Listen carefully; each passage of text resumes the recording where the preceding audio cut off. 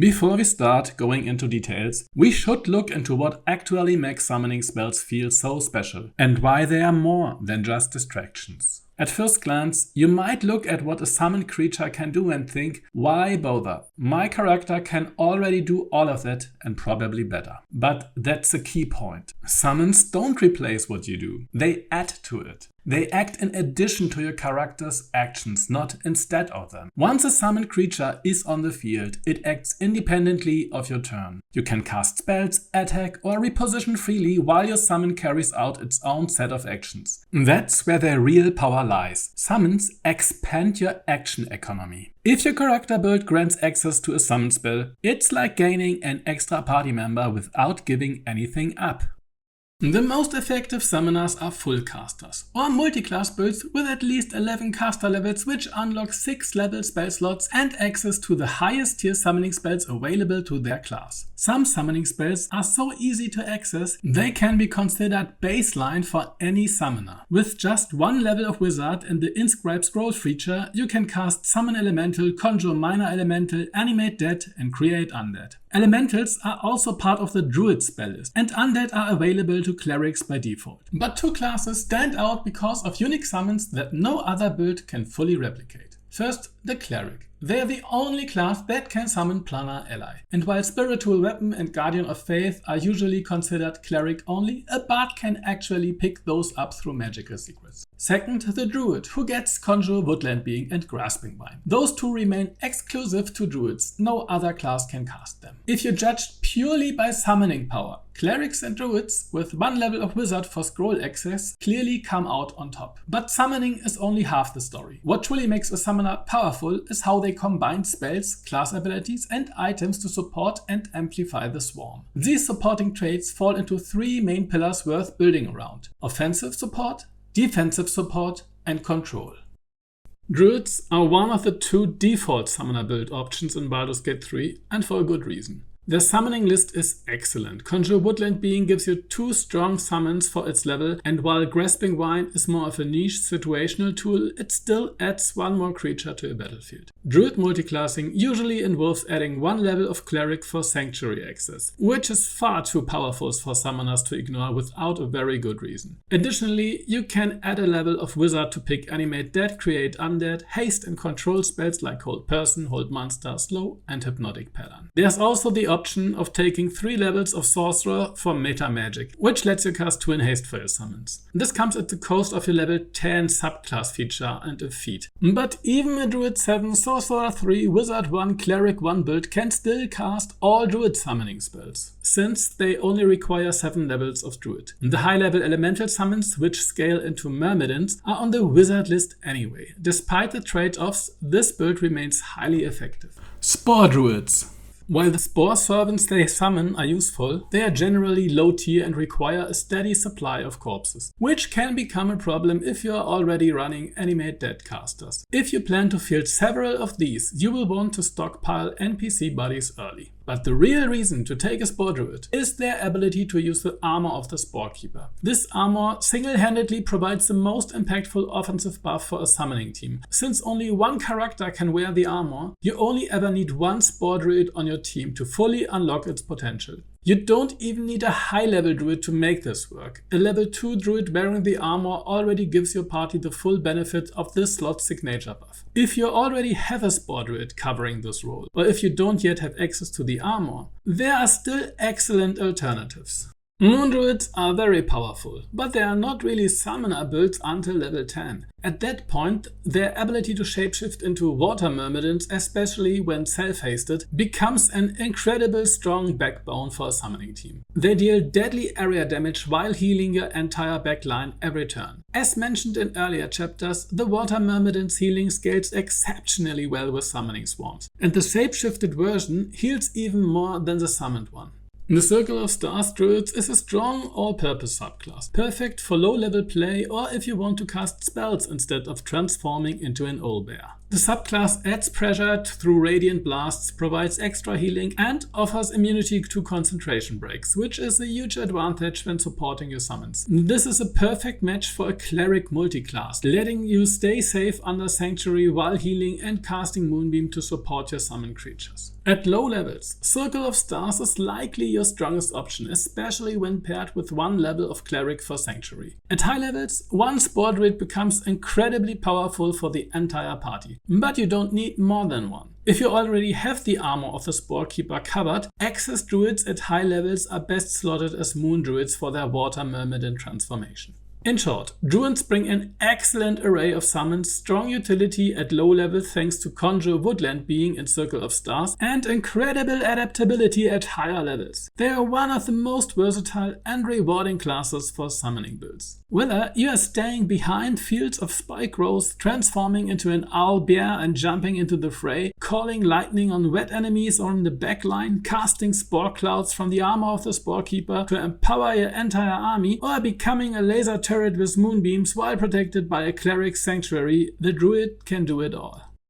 Clerics are the other exceptional choice for a summoning build. By default, they aren't the strongest summoners in the game, but thanks to the ease of picking up extra summoning spells through a single level of wizard, they can access nearly every summoning spell in the game except for a few Druid exclusives. A Cleric 11 Wizard 1 build combined with Illithid free casting and a level 6 spell slot recharge option is uniquely capable of summoning 3 6-level spell creatures at once. 1 Planar Ally, 1 Myrmidon and 1 Mummy from Create Undead. On top of that, they can fill the field with lesser elementals, spiritual weapons and Guardian of Faith to clutter the battlefield. Where the Druid excels as the offensive summoner and the only class able to wield the armor of the Spore Keeper, the Cleric shines as the backbone support. They are the only class that can fully utilize the healing and buffing synergies of items and spells like the Devotee's Mace, Beacon of Hope and Whispering Promise, empowering the entire area around them with sustained healing and powerful buffs every turn. While Druids bring flexible offense and adaptability, Clerics lean heavily into a support role, making them indispensable to a summoner team. However, you rarely want more than one dedicated support Cleric, because just like with a Spore Keeper's armor, most of the healing triggered items such as Whispering Promise and Hellrider's Pride only exist once in the game and are best used on a single character. One important caveat: if you want access to Planar Ally, which you absolutely do as a full summoner, you need 11 levels of Cleric, and the 12th level is reserved for a Wizard dip to unlock Myrmidons. This leaves little room for flexibility, because any deviation would cost you access to your most powerful summons. Even so, the Cleric-Wizard combination offers the strongest endgame summoning roster and can still adapt somewhat through subclass choice. Life Cleric is the default pick. They synergize the most with the support builds, items and spells, serving as the core of your summoning swarm. If you only have one Cleric, this is the one to choose. The self-healing you gain from each area of effect heal into your swarm is so strong that you become very hard to kill, which means your swarm keeps running too. Tempest and Depth Clerics are solid second-tier choices. If the main support role is already filled and you have room for more Clerics, these more offensive options are great for adding ranged magical damage. Just keep in mind, you still need to stay at 11 Cleric, 1 Wizard, so the typical Sorcerer Tempest Cleric Lightning build is not possible without sacrificing Planar Ally.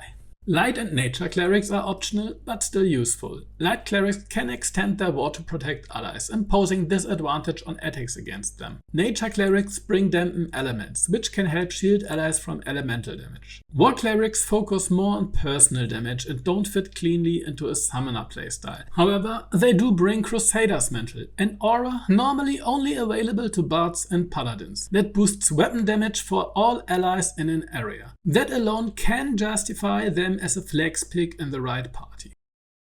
While Clerics and Druids, one more offensive and adaptable, the other more defensive and supportive in nature, are the default summoner picks, there's another role that's so valuable to a summoning team that it deserves its own spot, and that is crowd control. Enemies that are frozen in place by spells like Hold Person or Hold Monster are easy prey for your melee summons, and area control spells can prevent enormous damage to your swarm. That makes a control caster one of the 3 core choices in a summoning party. There are many ways to build a control specialist, but the key is simple. You will need full spellcaster levels and at least one level of wizard to unlock summoning spells via scrolls. The best control builds take advantage of arcane equity based items available in Act 2, which dramatically increase your spell save DC. I go deeper into this in my control spell spotlight, Hold Person versus Hypnotic Pattern versus Confuse. There are plenty of options for building a control caster who still contributes to your summoning roster, as long as you maintain full caster levels with one wizard level to unlock summoning scrolls. You are free to focus on whichever control tools you like. Just aim for the highest DC possible and use Hold Person or Hold Monster as often as you can. Lore bards shine in the control slot primarily because of Cutting Words, which lets you lower enemy saving throws and disrupt their attacks, making your summons and crowd control spells far more effective. On top of that, magical secrets provide access to a few powerful off-list spells, including some clerics exclusive summons, which complements the summoner strategy nicely. This combination of debuffing utility and unique spell access makes Lore Bard an excellent choice for supporting your swarm. Sword bards pair beautifully with a Helm of Arcane Equity, rapidly stacking equity by making bow attacks. Once their equity is stacked, they can unleash a devastating enchantment or illusion spell using the Band of the Mystic Scoundrel as a bonus action. This enables them both to control the battlefield and deal respectable damage. Abjuration wizards are excellent at shielding their team with Project Ward while still summoning and casting control spells. For an unconventional and buggy synergy, you can combine 1 cleric levels, 3 sorcerer levels and the rest Abjuration wizard. Extended Sanctuary can temporarily push your arcane ward stacks far beyond their normal limit, up to double. Though this appears unintended and resets when you cast other non-extended Abjuration spells. Blade Singers theoretically work as mini AoE melee clerics, fighting in the middle of your summons and triggering healing effects. Not the strongest choice, but thematically interesting. Divination wizards are a great choice for control specialists thanks to Portent Dice, which can lock down key saving throws.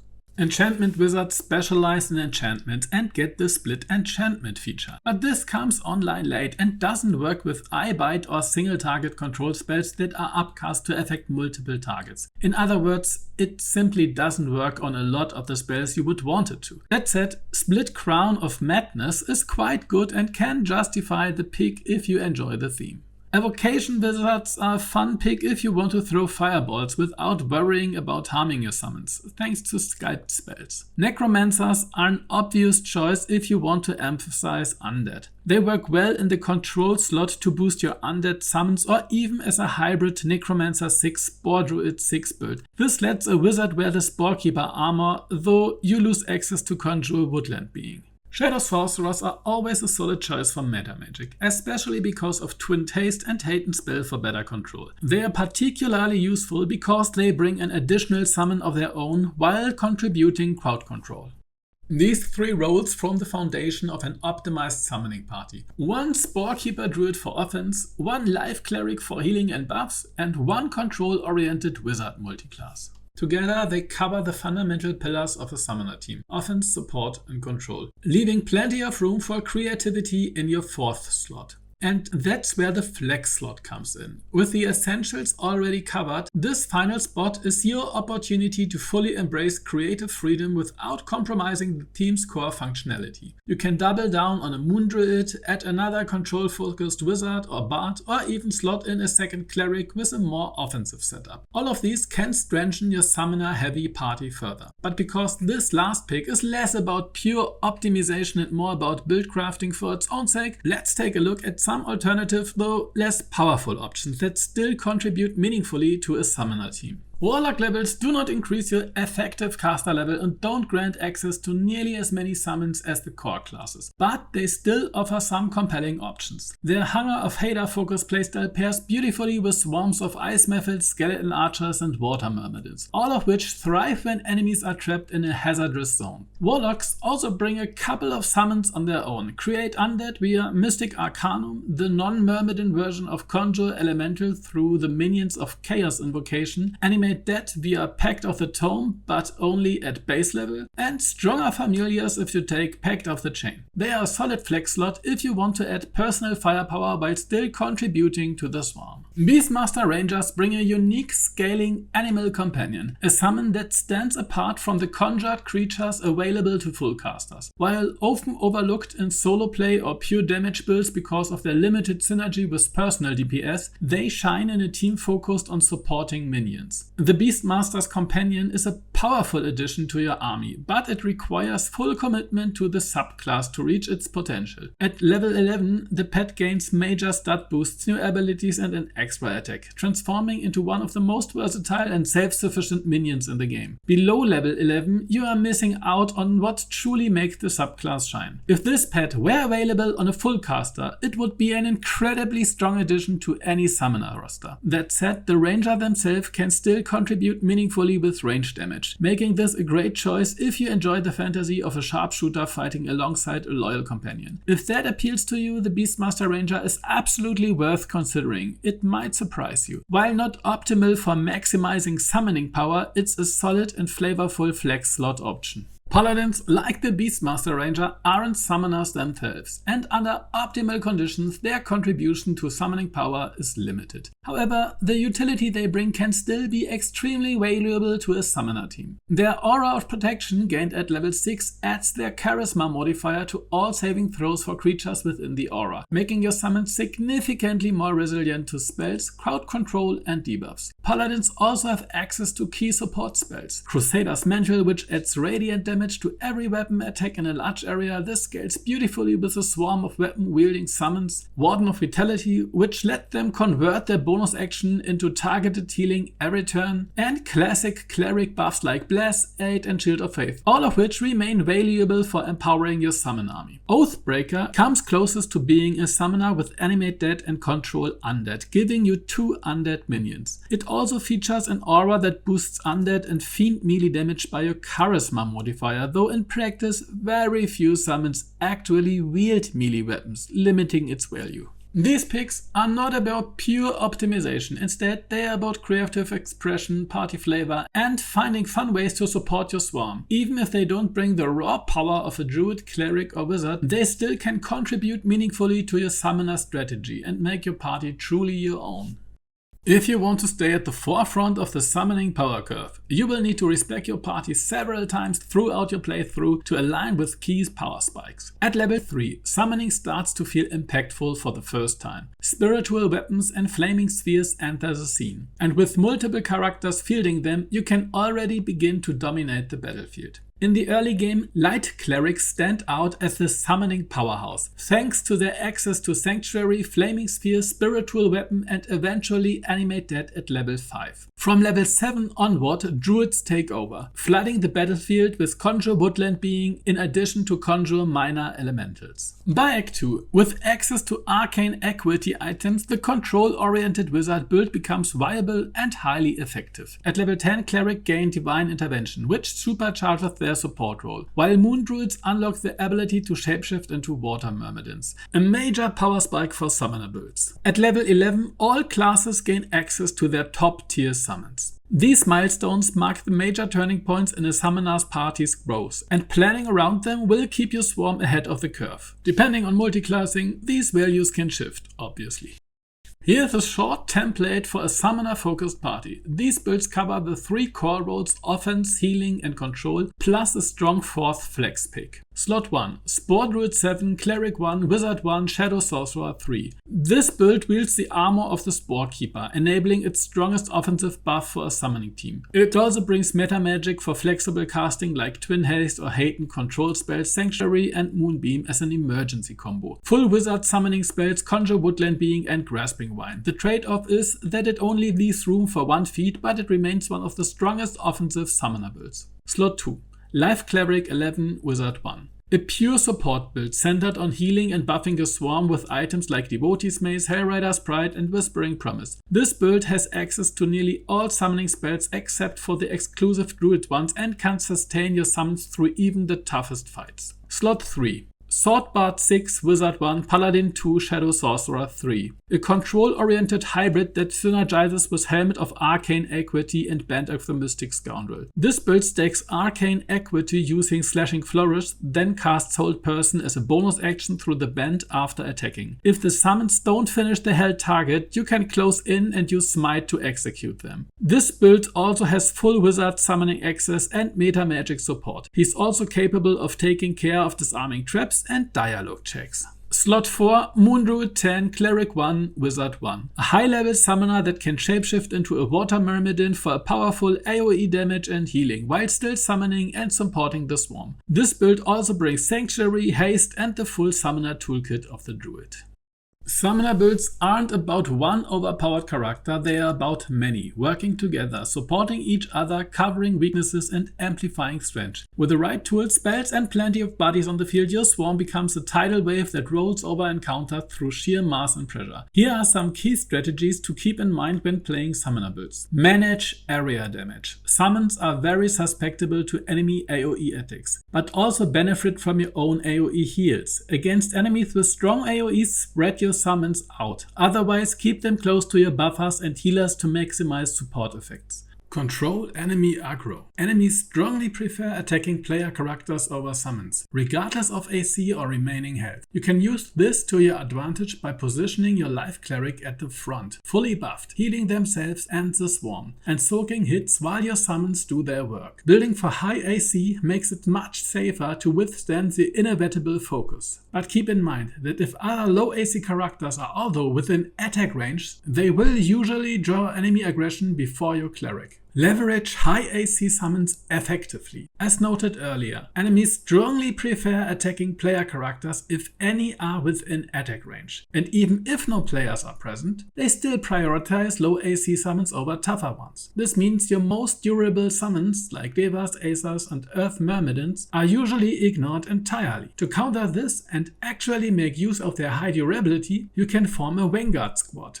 Field only high AC summons and keep all fragile summons and players out of the battle for the opening turns. This forces enemies to waste their resources on your sturdy frontline until your fragile summons and party move in to finish the fight.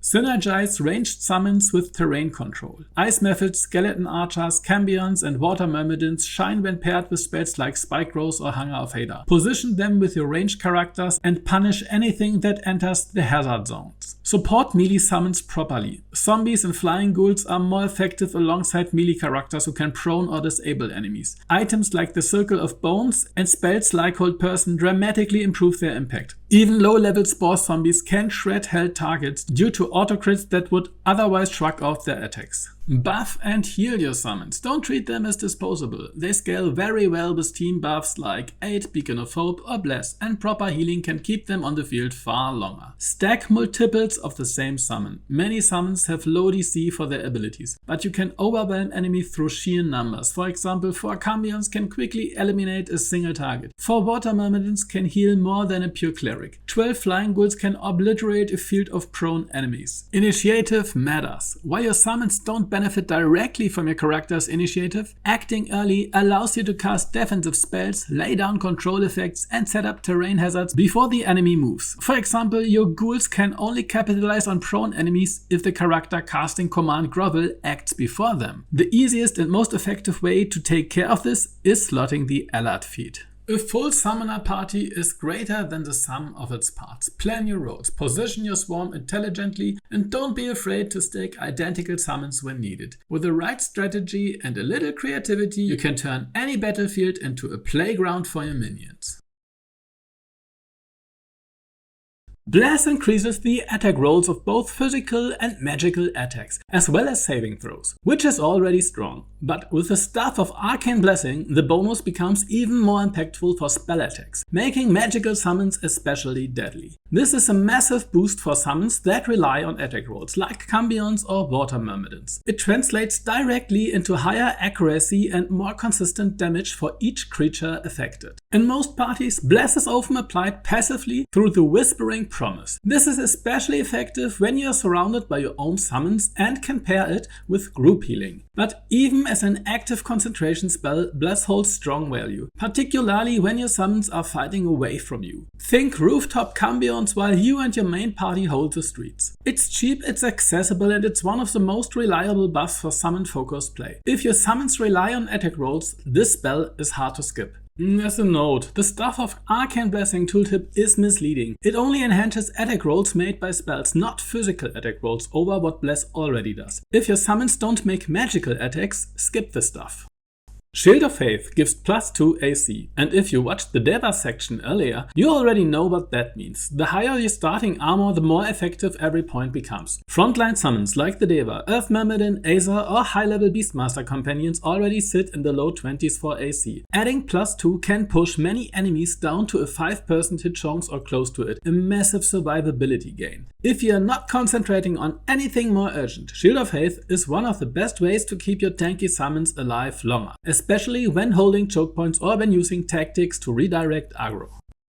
Spells like Hold Person, Sleep and Glyph of Warding Sleep can trigger automatic critical hits for your melee summons. In the case of Sleep, those crits will wake the target, but they are still highly valuable. Sleep spells pair especially well with Flying Ghouls. The condition lets them trigger their Devour attacks, dealing huge damage, healing themselves and landing an auto crit in the process. Hold Person, on the other hand, can swing an entire fight when used in the middle of a summon swarm. If your DC is high enough, it's one of the strongest offensive buffs you can give to your melee summons. Fear-based spells like Fear itself pair well with melee summons that are already in close combat. When enemies fail their save, they immediately turn and flee, triggering opportunity attacks from your frontline creatures. It's not as reliable as Hold Person in terms of damage setup, but it can hit multiple enemies at once and create chaos in enemy ranks. Just make sure to aim carefully. Fear has a cone-shaped area, and if you catch your summons in it, you will end up disabling your own front line instead. But with smart positioning, it's a great way to punish clustered enemies and add burst pressure to your melee swarm. Fogcloud and Hunger of Hadar. These spells blind enemies, granting advantage to all ranged attack rolls against them and effectively shutting down their ability to return fire. They double as area denial tools, creating zones that are difficult for enemies to push through without becoming easy targets. If your summons rely on ranged attacks, such as Cambions, Beastmaster, Spiders, Ice Methods, Skeleton Archers or Water Myrmidons, these spells create the perfect conditions for them to attack safely and with high accuracy from the backline. And they stack very well with Bless. Classic ground control spells like Web, Grease, Spike Rose, Plank Rose and Sleet Storm are all excellent for locking enemies in place, especially when you are backing up ranged summons that thrive against immobilized targets. Each spell brings something different. Web and Entangle Restrain, granting advantage on attack rolls. Spike Rose deals strong passive damage. Grease, Plank Rose and Sleet Storm are great for pure movement denial, and Grease and Sleet Storm even enable Devour for ghouls. They work especially well when layered with blinding spells like Fogcloud or Hunger of Hadar, creating zones that enemies struggle to cross without being punished. But here's the catch: many summons already generate terrain effects on their own. From Beastmaster, Spiders or Boars to Jinnies, Dryads and Methods, your minion army tends to clutter the battlefield with difficult terrain and hazards by default. So in a full summon build, especially past the early game, you will often find that the battlefield controls itself, and these classic terrain spells become situational rather than essential. Fairy Fire gives your summons advantage on attack rolls against affected enemies, and Bane lowers enemy accuracy. On paper they sound great, and Bane even stacks with high AC, making it theoretically powerful for summon tanking. But both spells require saving throw to land, and both use your valuable concentration slot. In most cases there are more reliable ways to get similar effects, like using Bless, positioning for advantage, or creating blinds with fog-based spells. And if your DC is high enough to land Bane consistently, you would often get far more impact by casting Hold Person or Hold Monster and securing auto crits instead. They do their job, but in practice there are stronger, more consistent options for supporting your summons. Slow and Confusion fill a rare niche. They are the two highest target AoE control spells that don't break when you deal damage, which makes them especially useful alongside area damage summons like Water Myrmidons or Jinnies. They don't fully disable enemies, but instead reduce their threat by stripping away action economy. Slow is ideal for locking down melee enemies, cutting movement, reducing AC and limiting them to either an action or bonus action each turn. It also stacks well with difficult terrain or other control zones. Confusion, on the other hand, hits in a huge radius without friendly fire. It gives affected enemies about a 50-50 chance to lose their turn each round. Great when you are facing large enemy clusters. For a deeper breakdown, check my control spells spotlight. These spells do one key thing. They stop your summons from taking too much damage. They are not always the best pick in small fights, but if you are against a massive enemy group or need to stop a swarm from closing in, Slow and Confusion can completely turn the tide while you and your summons unload area damage without breaking these effects. Darkness can protect your summons from enemy ranged attacks. It's especially useful when you are facing multiple ranged enemies trying to focus fire your creatures. The spell creates impenetrable cover your summons can retreat into at the end of their turn, then re-emerge from on their next. It's a powerful but situational tool. Only summoned constructs and the Raven are immune to the blindness effect, so in most cases it's best used as a barrier, shielding your summons from spells and arrows fired by distant enemies. Mage Armor is a simple but effective way to boost your summon's survivability, especially those with low base AC. It works on any creature that doesn't count as wearing armor and whose base AC is lower than 13. That includes elementals, cambions, dryads, methods, skeletons, zombies and more. In many cases this gives a 2 to 5 points increase, which can make a big difference. Just note that the Warlock invocation for Mage Armor at will itself target only, so it won't help you buff your whole army. If you're running any of the creatures on this list, it's absolutely worth considering. Longstrider is incredibly useful and easily overlooked. Every summon in your party should be Longstridered. The extra 3 meter of movement dramatically improves positioning, chasing priority targets or staying out of danger. And since it's a ritual spell, you can cast it for free outside of combat with no concentration and no cost. It's a permanent passive buff until your next long rest, and one of the most efficient things you can do to make your entire summon army more effective. Aid and Hero's Feast are must-haves for summon-heavy teams. Both spells scale with the number of affected allies, meaning the more summons you have, the more value you get. Aid boosts both current and maximum HP, while Hero's Feast grants poison resistance, fear immunity and another maximum HP increase. Both can be cast ahead of time by your camp companions, making them ideal long-duration buffs. One key advantage of Aid is that it can heal undead and constructs, which most healing spells can't. That makes it a rare tool to sustain things like Spiritual Weapon, Flaming Sphere or Guardian of Faith during battle. However, keep in mind that casting Aid in combat will override the existing version, even if it was a higher level pre-cast, so you will need to choose.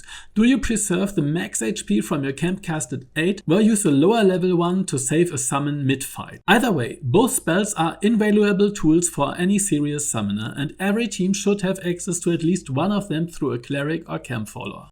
Beacon of Hope makes every heal hit its maximum value. Even just for Water Myrmidons, casting Healing Vapors gives you 64 HP per turn in an AoE, and that's just the start. With the setup shown on screen, you are stacking 7 Myrmidons, a healing aura from the cleric, and haste-fueled action economy to keep the healing constant. It's a wall of sustain that most enemy damage just can't keep up with. And it gets even better. The healing from Devotee's Mace also triggers on heal items effect, like Whispering Promise for automatic blast, and Hellraider's Pride to grant Blade Ward. Every summon in the range gets healed and buffed every single turn for the entire 10-round duration. It's one of the most over-the-top defensive engines you can build, and it works without any consumables, just smart class synergy and a few spell dips.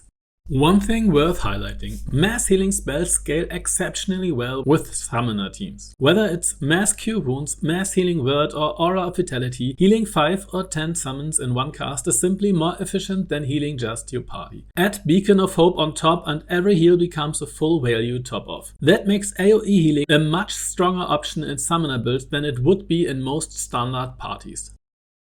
Haste is usually best on player characters, but it can be excellent on summons in the right build, especially when you are running a sorcerer heavy party and can cast Twin Haste on multiple summons. Or when your summons are holding the front line while your casters stay hidden, stealthed or under Sanctuary and don't need the extra actions themselves. And don't forget, Haste grants +2 AC, and everything said earlier about Shield of Faith applies here too. It stacks. A Deva under both effects can reach 25 AC, turning into a near immortal tank. Combined with extra actions for attacks or utility moves, haste becomes a powerful tool for boosting both offense and survivability in summon builds.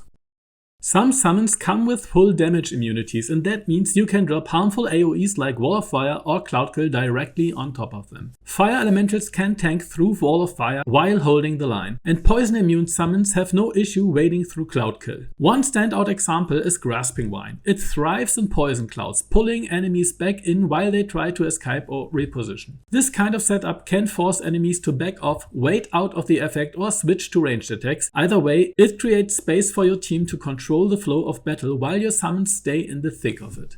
If you're running a summoner heavy build, Sanctuary is one of the most powerful tools you can bring. It prevents enemies from targeting the protected creature unless they attack first. That might sound minor, but in practice it opens up a ton of tactical options. Your support caster can stand in the open, healing or buffing with no risk. You can cast it on a low HP summon to buy them time to recover, especially effective with Water Myrmidons healing them up. You can redirect aggro mid-fight, shielding whatever target the enemy is focusing. You can cast it on the Vine and let it pull safely. You can even Moonbeam while protected by Sanctuary. Yep, it still works in patch 8. I'm assuming that's intentional by now. And of course you can safely resummon fallen allies while hiding behind it. There's no real downside. It costs only a bonus action, a level 1 slot, and doesn't require concentration. It's one of the best spells for when the fight turns sideways and you need to stabilize fast. Create Water doesn't deal damage itself, but it doubles the impact of summons that do. It applies wet to enemies in a wide area, making them vulnerable to cold and lightning damage. That makes it perfect for boosting Ice Methods, Water Myrmidons, or any summon using those elemental types. No saving throw or setup. Plus, it can extinguish fires or cleanse burning zones in a pinch. It's simple but powerful, and in the right comp, it's a must-cast opener. Crusader's Mantle creates a large aura that adds +1 dice for radiant damage to every weapon attack made by your allies. It's not about burst, it scales with volume, and few playstyles generate more attacks over time than a Summon Swarm. With multiple skeletons, myrmidons, or melee summons swinging each round, this spell can add a steady stream of bonus damage. There are two main limitations. It requires concentration, often competing with other strong options, and it only works with actual weapon attacks. That means both swords, maces, and similar tools, not spells, claws, or innate monster abilities. Still, if your summon setup leans heavily on weapon-based attackers, Crusader's Mantle becomes a strong addition, if you have the concentration slot for it. And with Mantle of the Holy Warrior, even non-paladins can bring it to the field. Planar Ally is one of the strongest burst amplification tools for summoner parties, and one of just 2 items in the game that can completely shift your team's damage curve when timed right. It gives you a choice between 2 abilities: Sing, which helps allies land their hits and resist effects, or Shriek, which deals bonus thunder damage every time an enemy in range gets hit. Sing is nice when you're struggling to hit, but Shriek is where this weapon earns its place in a summoner build. Because it procs on every damage instance, it scales absurdly well with multi-hit spells, swarm summons, and high action economy setups. For example, if you're running 4 hasted cambions, each can fire 6 Scorching Rays per turn. That's 24 separate triggers, or 24 dice 4 thunder damage every single round. And if you really want to go the extra mile, you could even double that by hitting the enemy with a brittle debuff. And that's just the cambions. Add skeleton archers, myrmidons, or ice method swarms, and this aura turns into an engine of destruction. To make it work, you will need the aura bearer close to your target. A few solid tactics. Cast Sanctuary on yourself or the item wielder, walk into the fight, and let your summons go wild while you stay untouched and keep healing. Sneak invisible into the enemy group, pop Shriek, and stay safely hidden. Just let your tank or melee brawler carry the item, they are already in position. It doesn't matter who holds it, just get it near the target, activate Shriek, and start counting the bodies. We already covered this stuff back in part 6 of the Summoner's Handbook, but it's worth repeating here. The Staff of Arcane Blessing upgrades the Bless spell in a big way. On top of the default bonus to attack rolls and saving throws, it adds an extra 1 dice 4 to spell attack rolls for any target under Bless. That means your ranged summons, especially ones casting Scorching Ray or Explosive Icicle, get a serious accuracy spike, and in burst scenarios, that matters a lot. It's a perfect match for burst damage rotations using Planar Ally.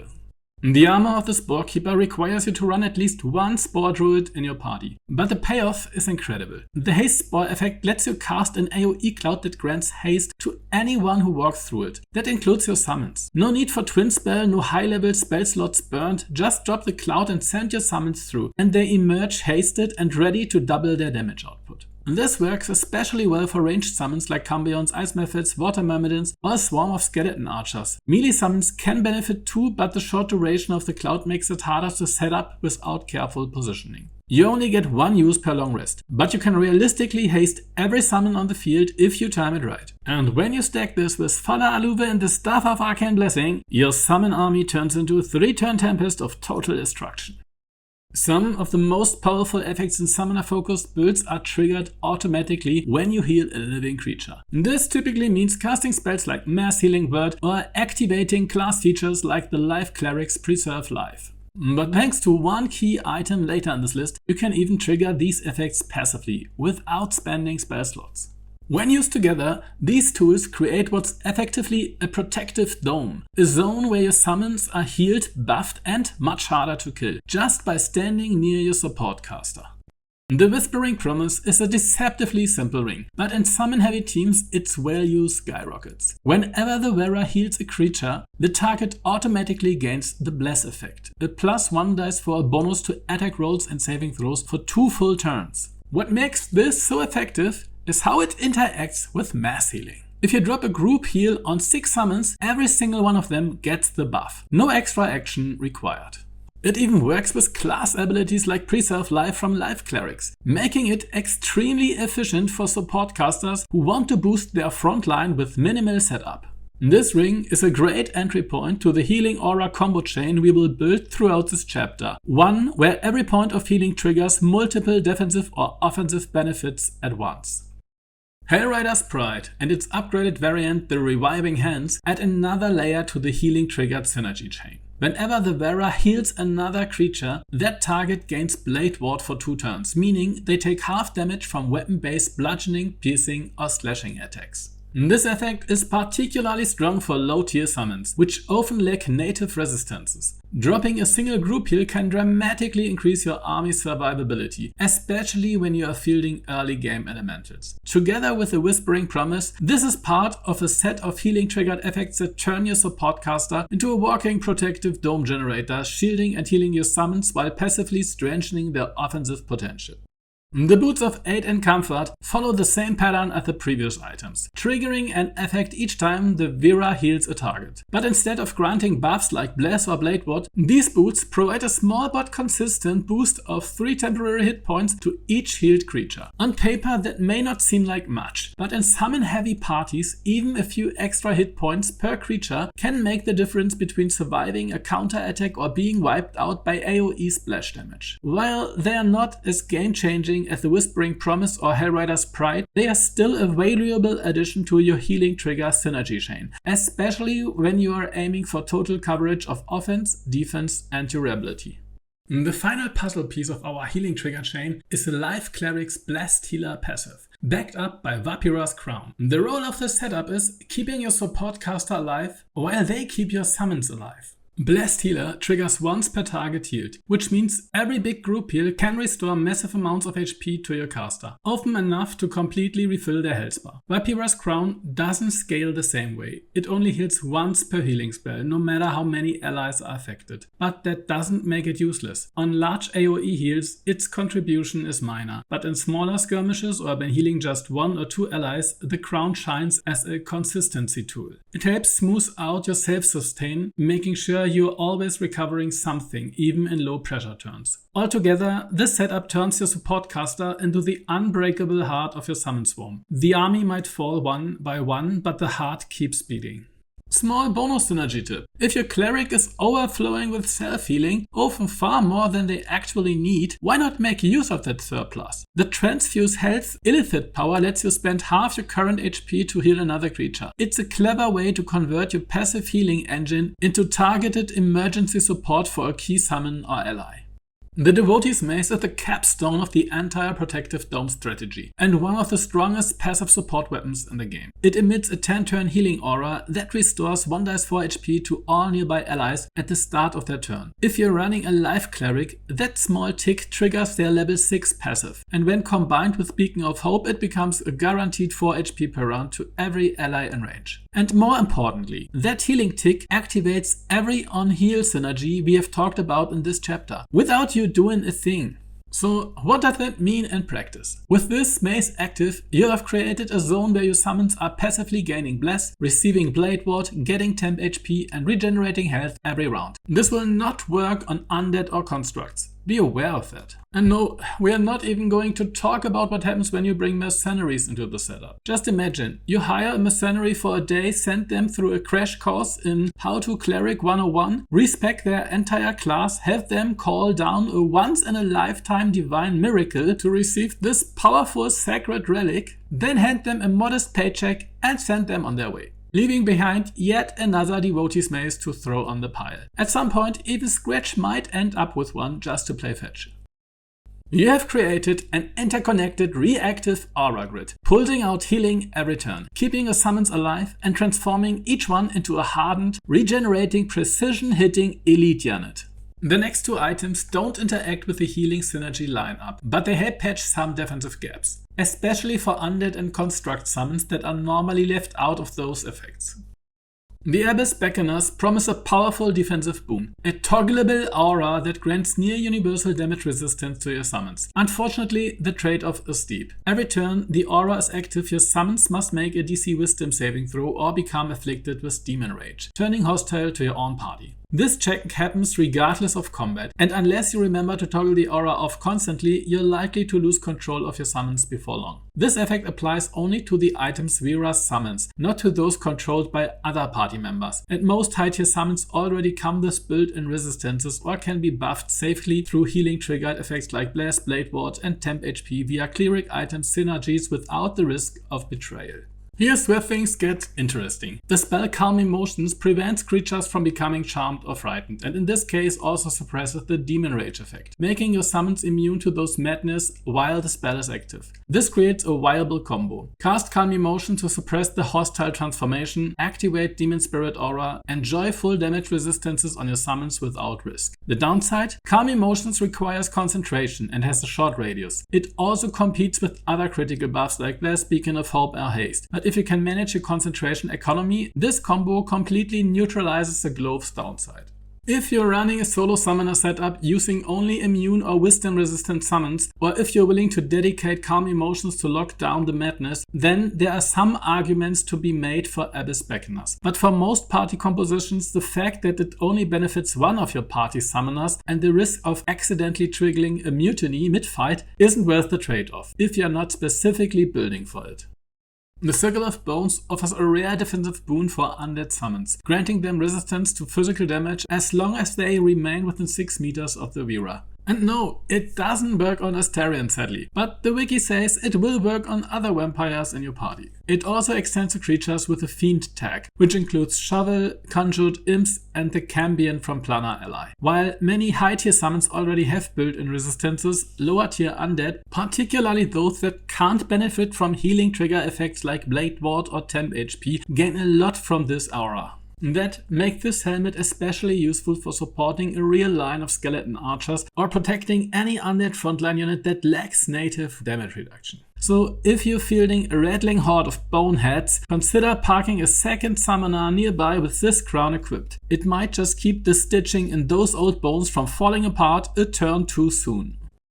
Any item or effect that restores spell slots or allows you to cast spells for free is incredibly valuable for summoning focused builds. It's simple. If you want to maintain a strong summon presence and still cast essential support or control spells, you will need to stretch your resources as far as possible. This is especially important for high level spell slots, such as your single 6th level slot, which you only gain 1 of.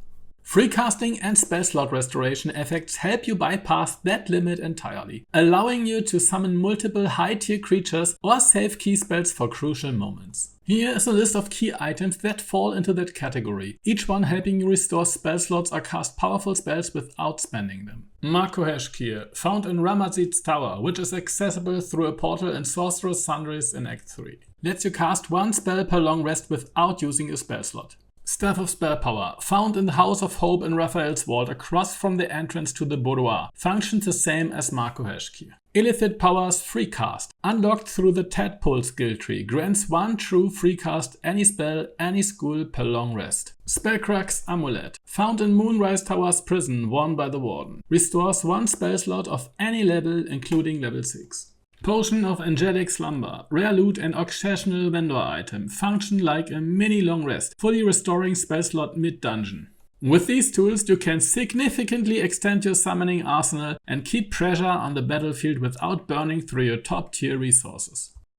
In addition to standard summon spells and class-based options, Baldur's Gate 3 includes several unique summons that can only be unlocked through story progression, exploration, or specific quest outcomes. These summons often bring unique utility or flavor and can be a valuable addition to a summoner-focused party. Cheeky Quasit, found in Act 1 by exploring the Blighted Village, a familiar with minor utility and humor. Scratch, rescued in Act 1, pass a dialogue check and he will join your camp as a familiar option.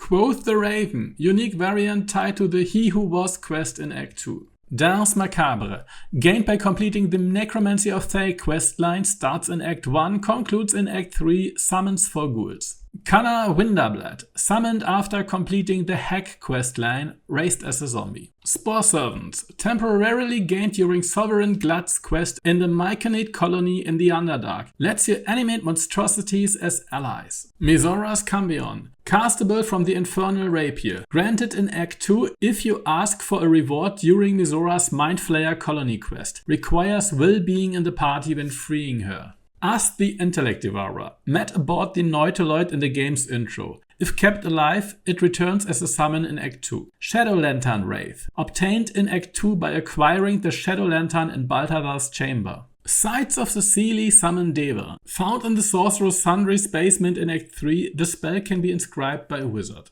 Spider Swarm, a one-time summon from a small pouch hidden in a rock crevice in Act 1. Ogre Horn, found in the Blighted Village. If you successfully persuade the ogres, they will give you a horn. You can call them to battle, but must pass a dialogue check after each use to summon them again. Oathbreaker Paladin Command Undead. Not a summon in the traditional sense, but allows you to charm undead enemies to fight for you until your next long rest. You can attempt to reassert control afterward. These storyline-based summons can expand your arsenal beyond what's possible with spellcasting alone. If you are building a summoner-focused party, these hidden rewards are worth tracking down. Guardian of Faith summons a stationary Iron Sentinel that retaliates against enemies who dare to attack anyone under its protection. While it can't move or be healed, with one important exception we'll get to, the Guardian delivers divine punishment on its own. And with the right spell synergies, it can punch far above its spell level. The Guardian automatically lashes out once per round at enemies inside its aura. This isn't a normal weapon strike, it's a spell attack that forces a dexterity saving throw. On a failed save, the target takes 20 radiant damage. On a success, they take half. But it comes at a cost. Whatever damage the enemy takes, the Guardian takes too. That means a failed save doesn't just hurt the enemy, it also chips away the Guardian's health by the same amount. This self-draining mechanic puts a hard cap on its default damage output, 60 total, assuming it's not attacked directly. But there's more to it. Divine Retaliation allows the Guardian to cast Strike of the Guardian whenever an enemy enters its range or attacks a nearby ally from within its melee zone. This makes it especially dangerous against melee brutes with multiple attacks. The more they lash out, the faster they get themselves destroyed, turning the Guardian into a hard counter for multi-attacking assassins and frontline enforcers. In its base form, Armor of Faith isn't terrible. Compared to a single target Scorching Ray upcast to 4th level, which can deal anywhere from 10 to 60 damage, it actually holds up in raw numbers. But the problem lies in how unreliable that damage is. The conditions for triggering it are strict, and unlike direct damage spells, it can't benefit from crits, spellcasting bonuses or gear effects. Luckily, we are not done yet. With the right support spells, we can push Armor of Faith further than it looks on paper. The first spell that really transforms Guardian of Faith is Warding Bond. This doesn't just boost its survivability, it directly counteracts the Guardian's self-inflicted damage. Half of the damage it takes is redirected to the bonded ally, which means your teammate absorbs a bit of the punishment, but in return the Guardian effectively doubles its health pool from 60 to 120. That also means up to 120 damage output, making Warding Bond one of the strongest ways to extend the Guardian's value. This combos perfectly with the next key spell, Aid. Unlike healing spells, Aid increases the target's maximum and current HP. That bypasses the Guardian's normal healing immunity, which makes it an immediate and reliable way to extend the Guardian's lifespan. A level 2 Aid adds 5 HP to the Guardian, so 5 more radiant damage it can deal before disappearing. But with Warding Bond, only half of the damage is drained from the Guardian itself, meaning you get double the value from every point of bonus HP. Now, 10 extra damage might not seem like much, but 8 hits every ally in its area, and the bonus scales as you upcast it. So if you got 4 Guardians on the field, even a basic 2nd level 8 can boost their potential damage output by 40. On top of that, 8 also helps restore some of the health lost by your bonded allies through Warding Bond's damage split. Heroism, exclusive to Bards and Paladins, adds another layer of sustain, separate from 8.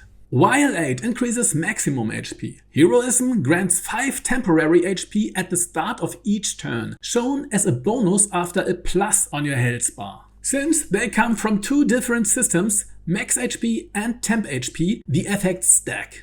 And like before, Warding Bond doubles the effective value of this buffer, turning that 5 into 10 temporary HP per round, which can be spent on retaliation strikes. If your Guardians are placed close together, a single heroism can sustain multiple units at once. With just these 3 spells, Warding Bond, Aid and Heroism, you can turn the Guardian from a fragile retaliator into a massive wall of divine punishment. There are also a few more advanced tricks worth mentioning. Darkness works surprisingly well with Guardians. Since they are immune to blindness, they remain fully effective inside the area, while ranged attackers can't shoot at them and melee enemies roll with disadvantage against that solid 20 AC.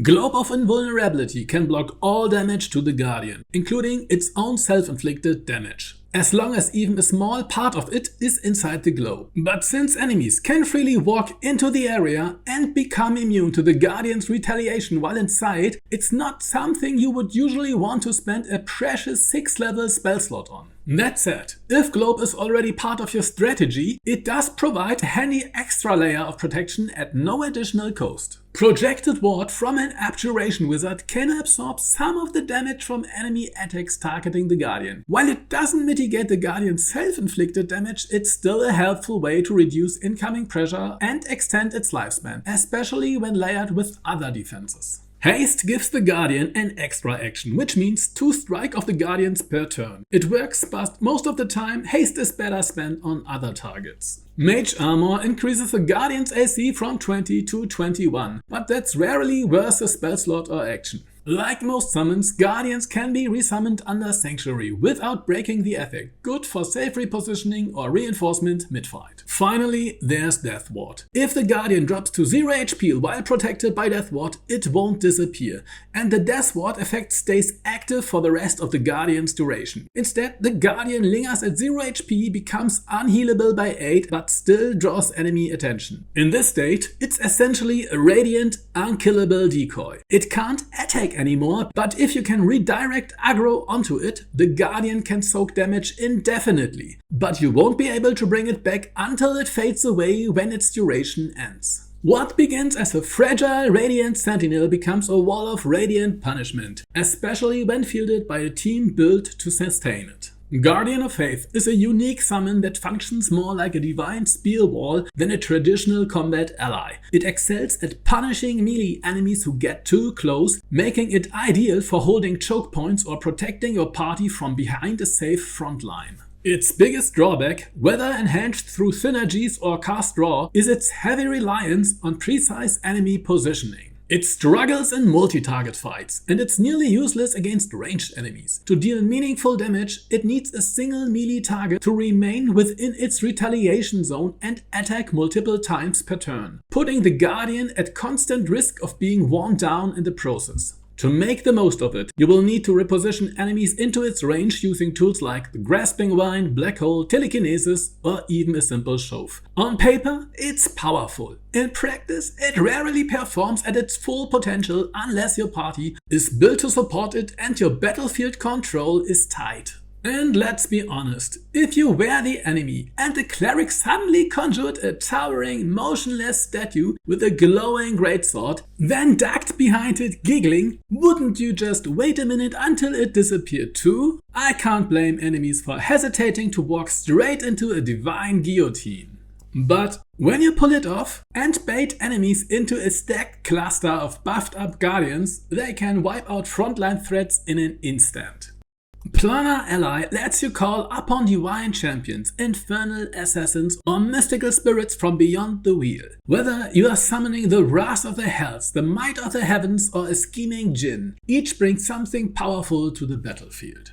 The Cambion is a half-fiend, half-humanoid wielding a glaive, but its true strength lies in its casting. Of the 3 Planar Ally options, the Cambion is the most damage spell-oriented, built for constant ranged single-target fire and the ability to avoid melee combat due to its high mobility. It's also the most fragile, with just 82 HP and a base armor class of 14, but you can bring that up to 17 with mage armor. The Cambion's primary attack is Rays of Fire, which he can cast every turn. He's a deadly single-target sniper that stays out of reach and picks off priority enemies. With Bless, the stuff of Arcane Blessing or Haste, its hit chance and damage spike fast. On average, it can dish out 30 plus damage per round to any high priority target you need gun. Not overwhelming on its own, but as a free extra source of ranged pressure, that adds up quickly. And when adding more Cambions or fire vulnerability, it scales hard. The Cambion also comes with a situational combo. First, Fiendish Charm attempts to charm a creature, preventing it from attacking the Cambion. If that lands, it sets up Draining Kiss, a psychic burst that deals heavy damage to the charmed target. But this combo is risky and very limited. Each enemy can only be targeted by Fiendish Charm once per day, and then the charm breaks if they take damage. On average, the damage is comparable to a single round of Rays of Fire, but since it takes 2 turns to set it up, its actual output is effectively cut in half, and it's far more likely to fail. Use it only when your Rays of Fire aren't landing, like when enemies have high AC, psychic vulnerabilities, or are too close to reliably land ranged attacks. The Cambion is a ranged single-target assassin, a mobile spellcaster that strikes from safe positions and avoids direct retaliation. Build around it, and your Cambions turn into a swarm of flying laser turrets, firing high-precision beams from rooftop angles, then repositioning before anything can reach them. On its own, it's solid, but with support, Bless, Haste, Fire vulnerability setups, or stacking multiple Cambions, it becomes a consistent tool for picking off enemies one by one. The Deva is a righteous blade sent from the heavens, a frontline bruiser among the strongest melee summons in the game. Of all high-level summons, the Deva is the most straightforward brawler, and one of the most effective. It's highly mobile, can engage targets anywhere on the field, and comes packed with strong melee damage, high HP, physical resistances, and a base AC of 21, one of the highest among all summons, second only to the Beastmaster's Raven. Thanks to its excellent defensive stats, the Deva can operate independently of your party, diving into enemy backlines, soaking hits and disrupting spellcasters long before your main force arrives. The Deva shines when buffed, especially with spells like Shield of Faith or Haste. Due to how D&D's hit chance system works, each point of AC becomes more impactful as you approach the 95% fail cap, so pushing the Deva to 25 AC makes it nearly untouchable. With that kind of durability, you can send it in solo or as part of a winged shock squad to tear through enemies before your party even joins the fight. Its Wrathful Smite averages 29 radiant damage and applies Frightened on a failed wisdom save. This imposes disadvantage on enemy attack rolls, which scales directly with its already massive AC, turning the Deva into an impenetrable melee wall. Frightened also immobilizes enemies, preventing them from escaping the Deva's reach. Perfect for pinning enemies inside lingering effects like Guardian of Faith, Radiant Aura, or Flaming Sphere from Light Clerics, which deal full damage to targets that can't move. As a bonus, the Deva can cast Revivify once, resurrecting a fallen ally mid-fight. It's not a primary feature, but in emergencies, it can turn the tide. The Deva reaches its full potential when you take advantage of its durability and position it where enemies have no choice but to engage it, rather than targeting your squishy casters or backline. If enemies can ignore the Deva and go after your sorcerers, its strengths don't matter. But if you force them to deal with it head on, there's no other summon that can stand its ground like the Deva and win. The final option from Planar Ally is the Jinni, a mystical elemental straight out of Arabian Nights. Summoned from the plane of air and armed with powerful area effects and battlefield control. With high HP, decent armor and free Misty Step, it's highly mobile, though it lacks physical resistances and doesn't hit particularly hard with melee. Instead, the Jinni excels at disrupting positioning, locking down movement and setting up team combos in creative ways. The Jinni's standout ability is Sweet Plum Gales, a whirlwind-style spell that restrains enemies in a 3-meter radius for 3 turns, with a strength save of DC 15. Multiple whirlwinds can be active at the same time, and even better, the Jinni is immune to its own effects. Enemies that fail the save are restrained, locking them in place, making them easier to hit and preventing opportunity attacks. This opens the door for hit-and-run tactics. The Jinni can teleport in, cast Thunder Wave and fly out without getting hit. You can stack these zones, especially if using multiple Jinn to create a battlefield full of movement-denying fields, ideal for ranged team setups. 1 black hole, 4 Jinn casting whirlwinds, and your enemies are frozen in place like targets at a carnival stall. The Jinni's main offensive spell is Thunder Wave, an area damage spell with a built-in knockback effect. It's spammable, hits a wide area, and becomes extremely dangerous when enemies are grouped. Between Misty Step and immunity to its own control zone, the Jinni can teleport in, blast a cluster with Thunder Wave, and reposition before anything hits back. With multiple Jinn flying around the battlefield, you can bounce enemies into chasms, push them back into control zones, or just delete groups with area bursts. It's not even a stretch to call them hovering soccer cleats, knocking enemies across the map like angry elemental midfielders. Drunken Inhale is the Jinni's weakest move. It deals 4-32 poison damage in a small cone, but if enemies succeed on their DC 17 con save, they only take 25% of the damage. It also causes a drunk status, but that only imposes disadvantage on charisma saves until their next turn, meaning only allies acting between the Jinni and the enemy can benefit. It's also unreliable and poison is commonly resisted. In testing, the pull effect never happened, even when enemies failed their saves, so it's most likely a broken ability. In the majority of situations, this one is safe to ignore. The Jinni is the area damage and battlefield controller specialist of the trio. It won't win through brute strength, but with clever positioning, zone stacking and creative use of terrain, it can easily turn encounters into chaos. Even as a solo summon, a Jinni brings plenty to the table, pushing enemies into hazards and locking down spaces with control zones. But if you stack multiple Jinn and assign them all to AoE duty, they can melt clustered enemies with repeated thunder waves and root them with overlapping Sweet Plum Gales. Haste synergizes extremely well, letting your Jinni double cast Thunder Wave or spread multiple CC zones across the map. Whether you are pinning enemies in Hunger of Hader, holding them inside Guardian of Faith aura, or just punting goblins into lava for fun, the Jinni rewards creativity. For every enemy, there's a perfectly placed cliff, and a Jinni ready to help them find it. Here's how each of the 3 Planar allies stack up in the field. Cambion, a high mobility sniper focused on eliminating priority targets at range. Excellent for picking off enemy casters and archers early, especially when paired with other ranged summons. Deva, a frontline brooder with incredible durability, scales extremely well with AC buffs and can either lead the charge, dive into enemy backlines, or operate as a self-sufficient commando unit while your party sets up. Ginny, a mobile controller with good AoE knockback and stackable restraining zones, works great as a single utility summon, but when fielded in numbers becomes a devastating force for crowd control and terrain abuse.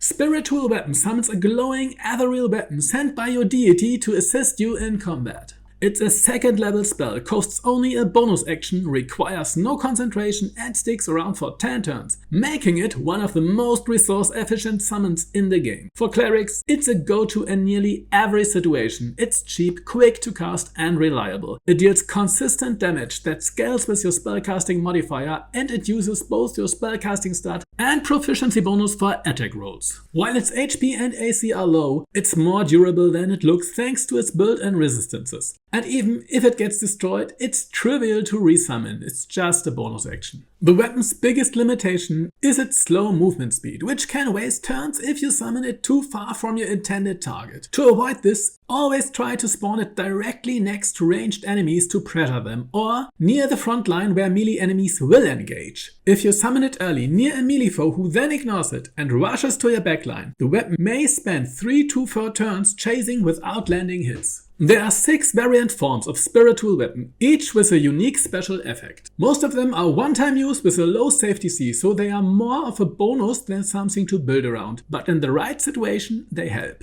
Gaping Wounds from Spears and Tridents is especially valuable in summon-heavy teams where lots of rapid hits can exploit the damage bonus. Spiritual Weapon is immune to blindness, meaning it works perfectly in magical darkness, especially when paired with spells like Armor of Faith. It can attack enemies without penalty while they are blinded, gaining advantage by default. It's also one of a number of summons that can't be healed by normal healing except from aid. And if you are running a light cleric group with multiple flaming spheres, Guardian of Faith, Undead Summons and Spiritual Weapons, a single aid cast can potentially top up a lot of entities in addition to summons which also can be healed normally. Spiritual Weapon shines because of its efficiency and flexibility. It costs almost nothing to use, fits into any build and can be summoned in almost every encounter without a second thought. It plays well with other cleric tools, benefits from darkness setups and even contributes to large-scale aid healing strategies that other non-healable summons profit from. From what it costs, Spiritual Weapon is simply a great spell. Grasping Vine lets you pull enemies from 9 meters away into a 3 meter entangling zone centered on a towering stationary tentacle. On paper, that sounds amazing. Long range repositioning and battlefield control every single turn. But in practice, there are 2 major problems. The Vine's pulling ability doesn't scale with your spellcasting stat. Whether it's a bug or design oversight, it uses its own intelligence, which is just 2. That results in a saving throw of DC 12. And that means it fails a lot. To solve that, you will usually need to summon multiple vines just to make the mechanic consistent. One misses, but maybe the next one lands. The vine dies fast. With only 26 HP and 13 AC, it usually won't survive more than 1 or 2 hits from mid-game enemies. But luckily, she has a unique trait we can build around. Its pull effect isn't considered an attack. That means it doesn't break Sanctuary. And with a single level 1 Sanctuary spell, your vine becomes untargetable and can survive for the full 10-turn duration. That solves its survivability problem and sets up something much nastier.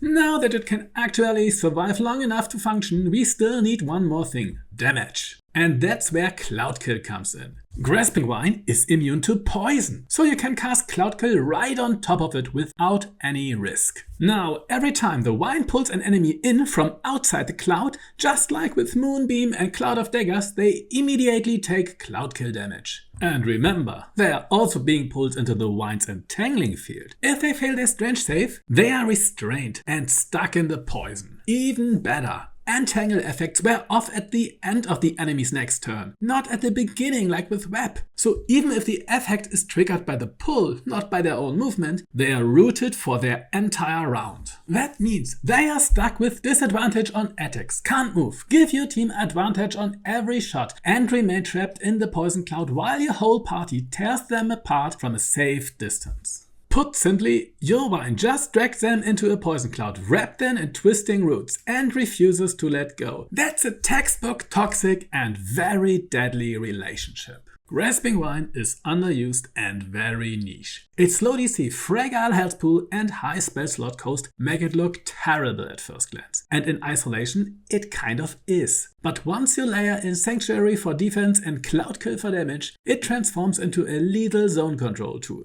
With multiple vines, reliability increases. One pulls, another restrains, while Cloud Kill does its work. You can take the combo even further by casting Sleet Storm at the vine's location. Its large radius matches the vine's pull range, breaks enemy concentration, and if it knocks them prone, it also gives them disadvantage on saves, making it even harder for them to escape and more likely they will be dragged right back in. Or use your Dryads to cast Spike Growth to surround the vines with spiked fields, or cast Wall of Thorns or Fire between you and the vines. This is a role this unsung flower was born for. It won't win fights by itself, but with the right synergies, Grasping Vine becomes a nightmarish Venom's Flytrap of doom, and an incredible addition in a true Druids-based summoner's arsenal.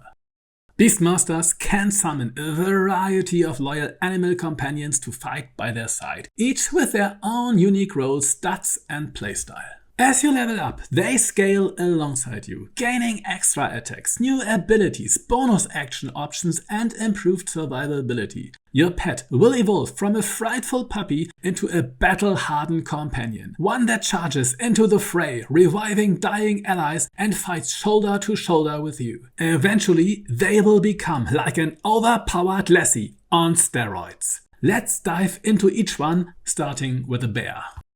You call to your side a fur-covered wall of hit points with claws and a growl that echoes across the hills. At level 3, Ursa starts out relatively vulnerable. She can taunt enemies with goading roar, but the DC is low and even when it lands, she can't take much of a beating yet. She is not useless, but don't expect too much from the young bear pup.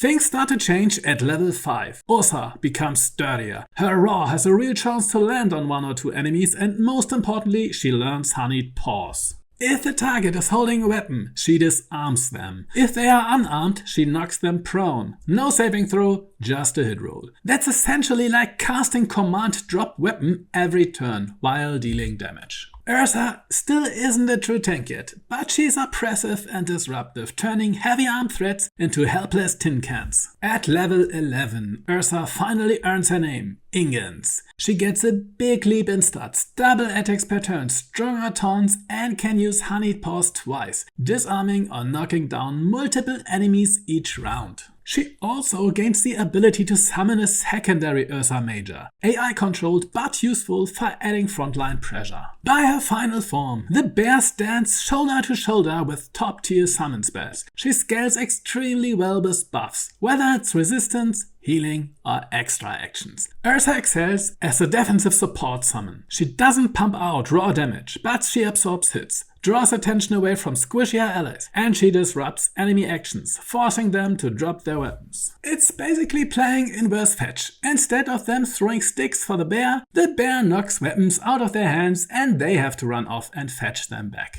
And once Ursa's fully grown, she doesn't just hold the line, she becomes the line. A roaring wall of fur and fury that enemies can't bypass, ignore or withstand.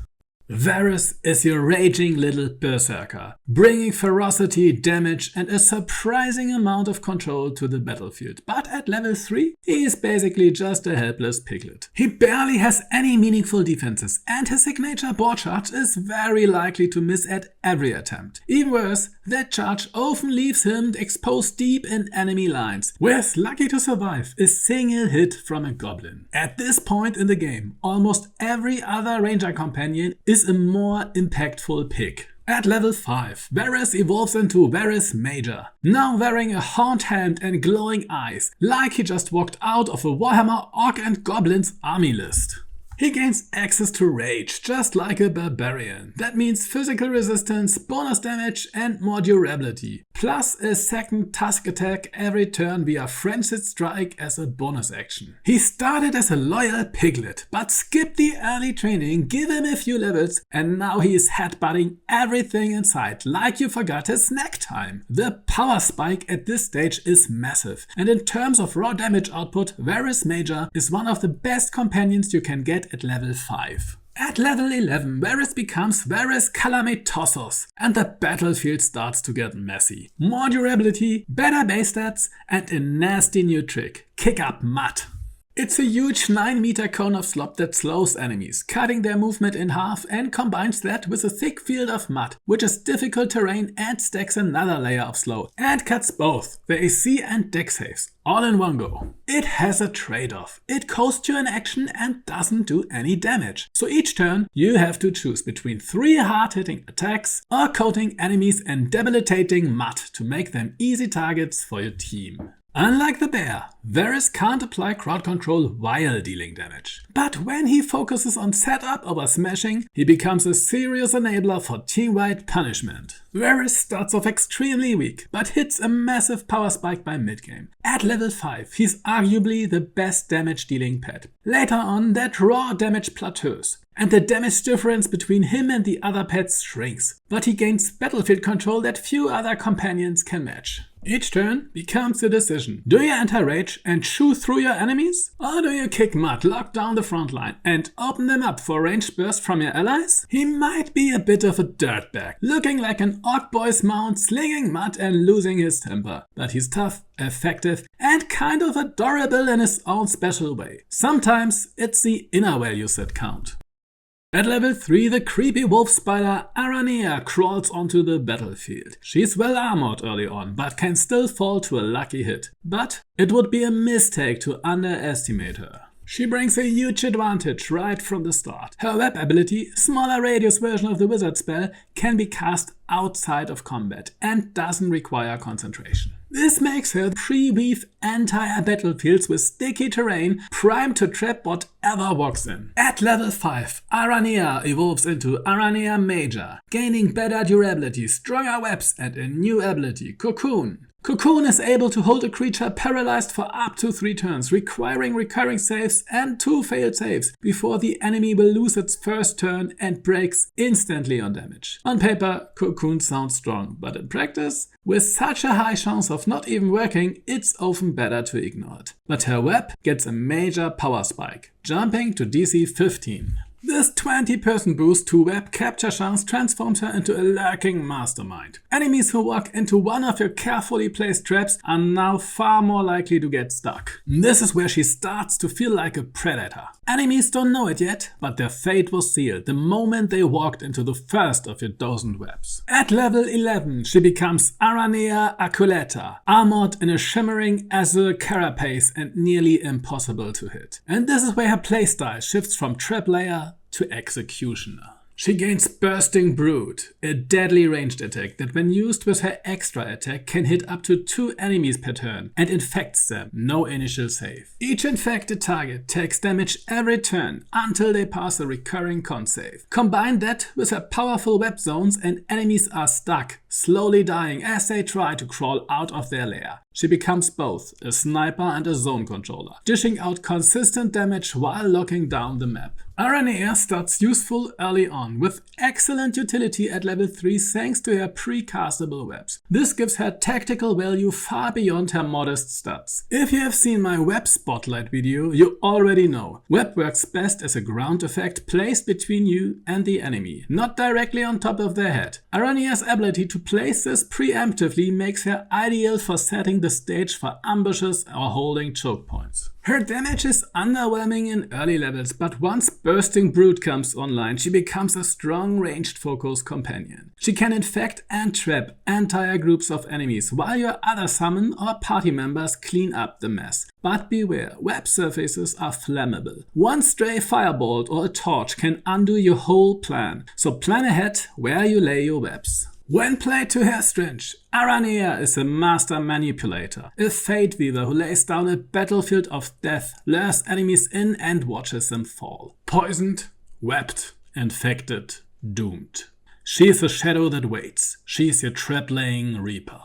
On Silent Wings, the Raven Corvus arrives at level 3. He's well protected by high AC, but still just one unlucky hit away from being grounded. Thankfully, he comes with Rend Vision, a reliable blind that lasts 2 turns with no saving throw. This makes him, along with Aranea, one of the most tactically useful companions at early levels. Blinding is especially effective against ranged enemies like archers and spellcasters. Once blinded, they can't hit anything beyond a few meters. His strategy is simple but effective. Fly in, blind the target, retreat, repeat. Just be careful. If multiple enemies target him at once, he can fall fast. At level 5, Corvus evolves into Corvus Major. His defenses improve and he gains a new ranged option, Bad Omen. It deals solid damage and on a failed save applies Raven's Curse, giving all attacks against that enemy advantage. The effect is decent, but less impactful than his guaranteed blindness from Rend Vision. Still, Bad Omen gives him an option to stay at range when he can't safely engage in melee or reposition afterward.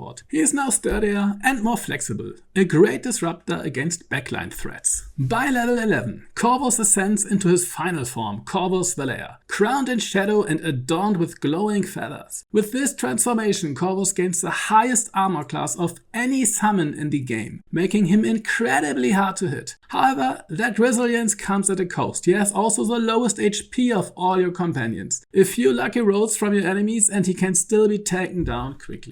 He gains 2 major upgrades. First, Murder of Ravens. He can now summon 2 AI-controlled ravens to fight alongside him. Should they fall, they can be resummoned anytime, giving him 3 extra targets, pressure and distractions for enemies. Second, Shadow Flight. Every time Corvus flies to a new location, he drops a field of magical darkness where he lands. He can move through the darkness without suffering its usual drawbacks, though he can't make ranged attacks from within it. His summoned ravens are immune to the blinded condition. This makes it a powerful tool for blocking line of sight, shielding vulnerable allies, or cutting enemies off from the fight. And with 2 attacks per turn, he can now blind 2 enemies every round. Combined with Shadow Flight denial zones, Corvus becomes one of the most tactical summons available. Corvus is a mystic deceiver, a shadow on wings who blinds his enemies, evades retaliation and twists the battlefield to his will. From level 3 onward, he offers valuable crowd control through reliable blindness. At level 11, he becomes a full-on hit-and-run controller, creating vision denial zones and spawning minions to wear down enemies. He's not built for raw damage like Aranea or Varys, but in terms of countering ranged threats and disrupting enemy positioning, he's unmatched. Just remember, he's still fragile. One hard hit can take him down, but thanks to Murder of Ravens, he always has reinforcements and plenty of ways to stay just out of reach. When played to his strength, Corvus can single-handedly harass an entire enemy team, blinding, evading and chipping them down without ever giving them a clear shot in return. On Silent Wings, Night Falls and Dark Omens have already taken flight. Lupus is a proud warrior, loyal to his master and always at their side. At level 3 he's just a young pup, as vulnerable as most companions at this stage. His prone effect rarely lands, but his passive, gaining advantage when beside an ally, gives him more reliable damage output when standing shoulder to shoulder with his pack leader. At level 5, your courageous pup becomes Lupus Major, stepping into the fight as your trustworthy companion. His stats climb noticeably, and while he lacks any outstanding mechanics, he's reliable, he hits consistently and can take a beating, and occasionally knocks foes down or infects them with septic. He's the dependable flanker, not as specialized as some of the others, but always ready to back you up. At level 11, Lupus reaches his prime, a gleaming force of loyalty and steel. With nearly the bear's HP and the raven's AC, he's one of the most durable companions overall, at least stat-wise. But he completely misses tactical traits like disarming, blindness, webs or rage. The only thing between his health pool and the sword of his enemies are his courage and a thick fur. By the time your pup ascends to knighthood, he's earned his sword and knows how to use it. His new ability, Lupine Slash, is a multi-attack maneuver with a blade in his jaws that lets him hit a crowd of enemies in a narrow cone. And it really shines when 3 or more enemies line up before him. When standing beside his allies, flanking the enemy, his attacks are accurate and relentless. If fighting one-on-one, he can't entirely reach the power of Aranea's or Varys attacks, but when surrounded and the odds are stacked against him, he can dish out the highest multi-target damage of any companion. Lupus is the most straightforward of the companions. Early on he boasts solid stats but lacks the standout traits that make his kin immediately memorable. Reliable in a fight but tactically outclassed by his peers until level 11. Once Lupine Slash comes online, he finally carves out a heroic role, capable of devastating groups when enemies are clustered. But to shine, he relies heavily on positioning and the support of his master. Unlike the spider's traps or the boar's rage, Lupus needs setup to reach his full potential, and those moments don't happen in every fight. With the right coordination though, like pulling enemies together with Black Hole, he can unleash a sweeping arc of steel, cutting down foes in a single motion. When the battlefield stacks against you, Lupus turns it into an opportunity, leaping into the fray with a sword in his jaws, slashing through the darkness at his master's side. He might not be as treacherous as a spider, as ferocious as a boar or disruptive as a bear, but he has the courage to stand beside you through it all, armored, loyal, and striking through the chaos with his sword held high. Let's close out with a quick tactical breakdown of each Beastmaster's companion. Boar is your straightforward bruiser. He comes online at 5, and once he rages, he's tough, self-sufficient and great for damage. At 11, he becomes a part-time terrain controller. Bear is your frontline disruptor. If you need a pet that tanks, taunts and makes enemies drop their weapons, Ursa is great, especially in a buff and healing heavy parties. Spider is a controller from the moment you summon her. She lays traps, punishes movement, and at 11 becomes a serious ranged threat. Raven shuts down ranged attackers early on. He's fragile, but with careful positioning he can deny enemies their targets. At 11 he can protect your entire group from ranged threats. Wolf is your balanced, dependable all-rounder. He's never outstanding, but he's always useful. At 11 he becomes a horde cleaver when set up correctly. Play to their strength, and any of these companions can be powerful additions to your party. This Forest Maiden might seem harmless at first glance, but be sure that she's one of the strongest mid-game summons in Baldur's Gate 3. She's not very tanky and has vulnerability to fire. What is it with every nature-themed creature in games being cursed with fire vulnerability? She's not made of dry hay or filled with lighter fluid. Well, despite her fragility, she brings a very impressive toolkit. Her passive aura, Nature Step, grants allies within range immunity to difficult terrain, the restraint and paralyzed conditions, and resistance to poison. It's similar to Landstride, but with one key limitation: it doesn't prevent damage from hazardous terrain like spike growth. Even so, the condition immunity makes it a strong mobility and support tool. She can cast Entangle as a spell-like ability, and she also has access to spike growth. Having the Dryad cast this frees up the Druid's own concentration slot, which can allow her to cast other tactical heavy hitters like Firewall or Call Lightning on top. Her default melee attack deals solid damage and entangles on hit. She can upgrade it with her own version of Shillelagh, which she can cast as a bonus action, making her do actually very respectable damage. Which doesn't mean you should send her deep into the thick of the battle. Once per short rest, she can use a topple weapon maneuver to attempt to knock an enemy prone.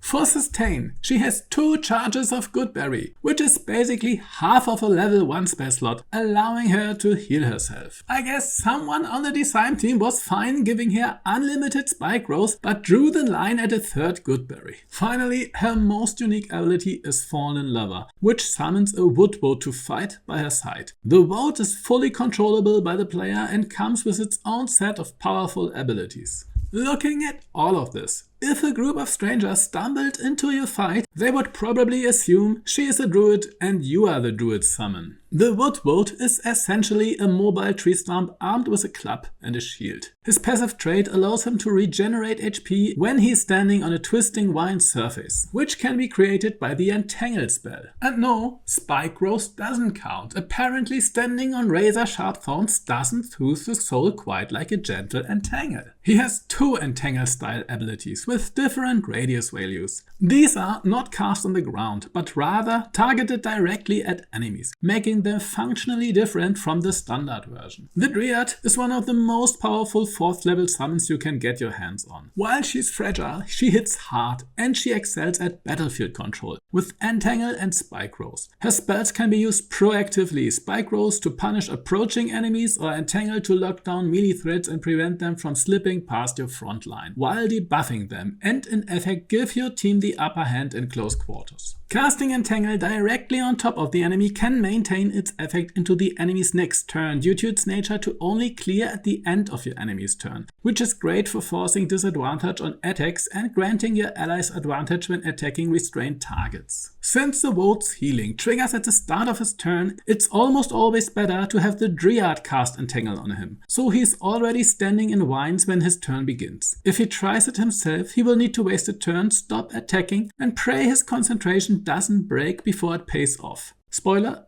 it usually does. That said, if the Vote is engaging targets at range, he can use his Entangle on incoming threats. But if he's already in melee, it's usually better to let him keep swinging while the Dryad handles support from the backline. To break it down, in ranged scenarios, let the Dryad cast Spike Growth while the Vote uses Entangle to slow advancing enemies. In melee encounters, prioritize Entangle with the Dryad, letting the Vote capitalize with club attacks and regeneration. Together, they form a powerful control duo. The Dryad effectively replaces the need for the Druid to manage terrain control, while the Vote serves as a frontliner who benefits greatly from her support. With smart positioning and timing, the Dryad and the Wood Vote can control the battlefield, lock down enemy movements, and free up your Druid to focus on other high-impact concentration spells. For a 4th level spell, that's an incredible return on investment. Flaming Sphere is a level 2 conjuration spell that requires concentration. In fact, it's the only summon spell in Baldur's Gate 3 that does. The sphere lasts for 10 turns and can be upcast for additional damage. It deals an extra 1d6 fire damage for each level above the second. It becomes available at class level 3 for Druid, Wizard and Light Domain Clerics as a domain spell, and at a class level 8 for Arcane Tricksters and Eldritch Knights. The summon itself has 20 HP and a lot of resistances, which makes it surprisingly durable for a level 2 spell. The Flaming Sphere cannot be healed and has 2 active effects. The first is Aura of Flame. When toggled on, the sphere emits an aura that deals 2d6 fire damage to any creature that ends its turn within a 2-meter radius. While active, the sphere also leaves a trail of burning ground as it moves. The trail causes burning to creature that pass through it. The second is Ram, its default attack. You can slam the sphere into a target that deals 2d6 fire damage, halved on a successful dexterity save. Both the Ram and the aura scale with upcasting. Each spell level above the second adds plus 1d6 fire damage to both effects. In theory, Flaming Sphere has incredible damage potential. A 4th level cast of the spell would deal up to 8d6 fire damage per turn, half from the aura and half from the Ram attack, and can threaten multiple enemies at once, but that's where the problems begin. First, while the aura's listed radius of 2 meters might sound decent, it's important to understand how it's actually calculated. The 2-meter radius is measured from the center of the sphere, not from the edge of its visual model. Since the sphere's mesh is nearly as large as the radius itself, the effective distance between the surface of the sphere and the edge of the aura is very small, just a fraction of a meter. In practice, this means that most medium-sized enemies can attack the sphere using standard melee weapons like swords, maces or hammers without ever entering the aura and triggering its damage. You can see this interaction clearly if you cast Shrink on the sphere. The spell reduces the size of its mesh, but the aura radius remains the same. This effectively increases the space between the sphere's surface and the edge of the aura, which forces enemies to get closer and finally step into the damaging zone.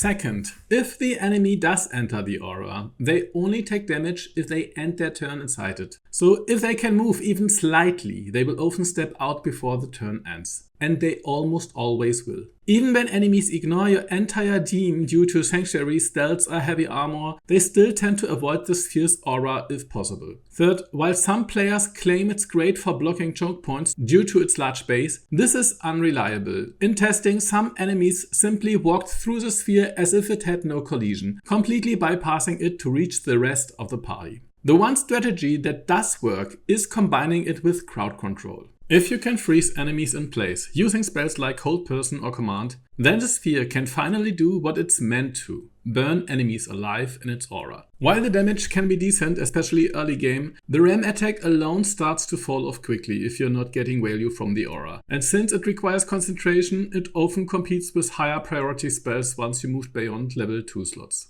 Even worse, the sphere always uses Wisdom as its spellcasting stat, which means the save DC is tied to the caster's Wisdom modifier. For some classes, that makes it far less reliable. Light Domain Clerics and Druids are the only ones that can truly maximize its effectiveness. If Larian were to make a few tweaks, like applying the aura damage in the way Firewall does through an overlap trigger, or tying the save DC to the caster's primary stat, Flaming Spear could easily become a very strong contender that competes with concentration spells of higher level. As it stands, it's a decent early game tool with potential, but often more hassle than worth it. That said, there are moments of brilliance. If you manage to cast multiple spheres from different party members and surround an enemy, you can sometimes pin them down and watch the aura melt them in place. And depending on how the enemy's pathfinding and collider interactions behave, the blocking tactic might occasionally pay off. But for the most part, if you're not locking enemies down somehow, outside of levels 3 to 4, where it can actually shine, Flaming Sphere just can't compete with higher level concentration spells.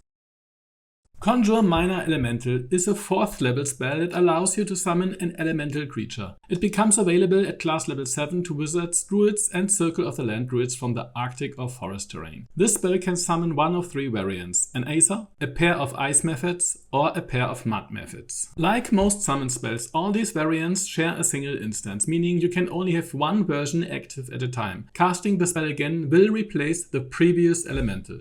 The Aether is a dwarf-like creature made of metal and fire, with glowing flame for hair and a massive hammer in hand. It has 39 hit points and has an incredible 20 armor class, which is extremely high for a 4th level summon, rivaling even a buffed Earth Myrmidon. While it doesn't have any innate resistances, you can buff your summons with resistances later on through spell and item synergies. Its main hand attack deals 5 to 17 damage, and it comes with multiple battle maneuvers that add utility and damage over time effects. One of its strongest tools is Searing Smite, which deals 6 to 23 initial damage and applies a burning debuff that deals 1d6 fire damage per round. This debuff requires concentration to maintain and can only be used once per fight. The Aether also has 2 weaker strikes that deal each 4 to 7 damage and apply debuffs. The first is Weak Grip, which targets enemies holding weapons. If they fail a strength saving throw, they gain disadvantage on attack rolls and strength saves. This can be used once per short rest. The second is Backbreaker.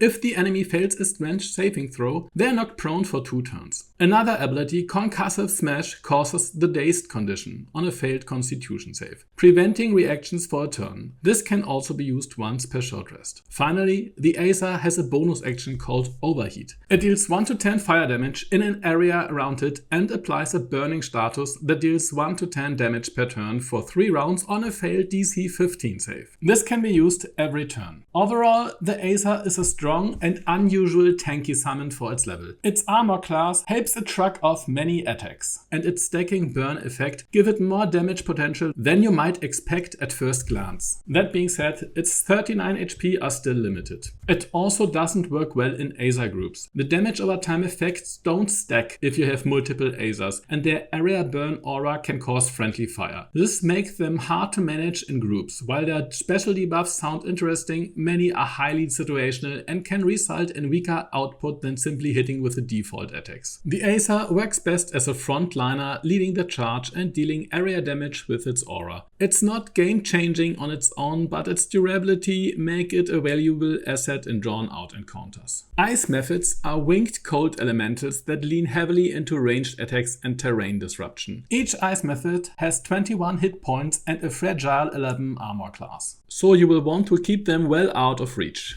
Their basic attack deals 4 to 17 cold damage, and they have flight for better positioning. They come with 3 distinct abilities. The first is a variant of Chromatic Orb, which deals 2 to 16 cold damage and creates an ice surface. On impact, the target must pass a DC 12 dexterity save or fall prone. The save is instantly triggered when they were not already standing on ice. Only the creature directly targeted by the spell takes damage. It's not an AoE damage spell. The second ability is Ice Breath, a cone-shaped area of effect attack that deals 2 to 12 cold damage, halved on a successful dexterity save against DC 12. This also creates an ice surface, and creatures hit must pass a save to avoid slipping. Lastly, ice methods explode on death. This also can be triggered manually, dealing 4 to 24 cold damage, halved on a DC 11 save. Ice methods are primarily ranged attackers, and while their damage is slightly lower than skeleton archers, their ice surfaces can disrupt melee-heavy enemies trying to approach. Their mobility also makes them hard to pin down if the enemy lacks good ranged options. One synergy worth mentioning: if you combine an ice method's frozen surface, which has already made into a water surface with fire damage, such as from a fireball or fire elemental, it creates steam clouds. These can wet nearby enemies, which not only boosts cold damage further, but also enables combos with lightning casters. This can double the method's damage output when set up correctly. Without these team synergies, their overall performance is more modest, but with buffs and wedge starter support, 2 ice methods can rival the output of 3 skeleton archers. Be cautious, and tight corridors are chaotic fights. They die easily if you can't protect them.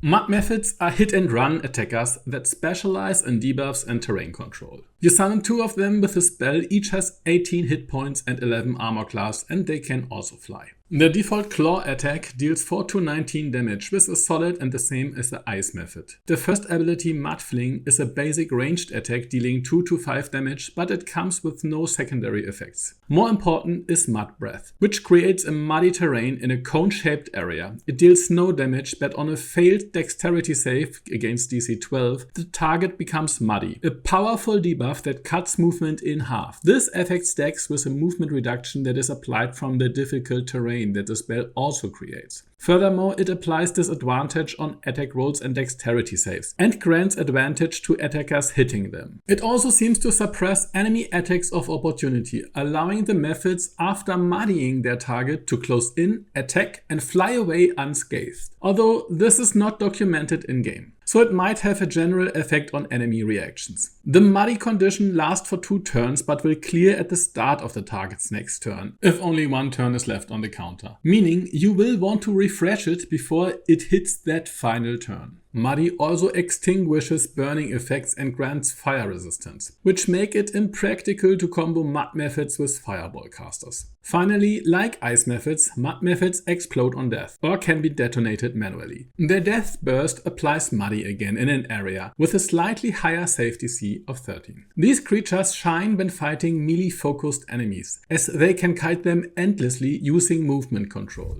Their muddy debuff is incredibly potent, single-handedly replacing terrain control spells from casters. However, they are extremely squishy and vulnerable to range attacks, and if you can't land those muddy debuffs, it's game over for them. Each of the 3 elemental variants brings something unique.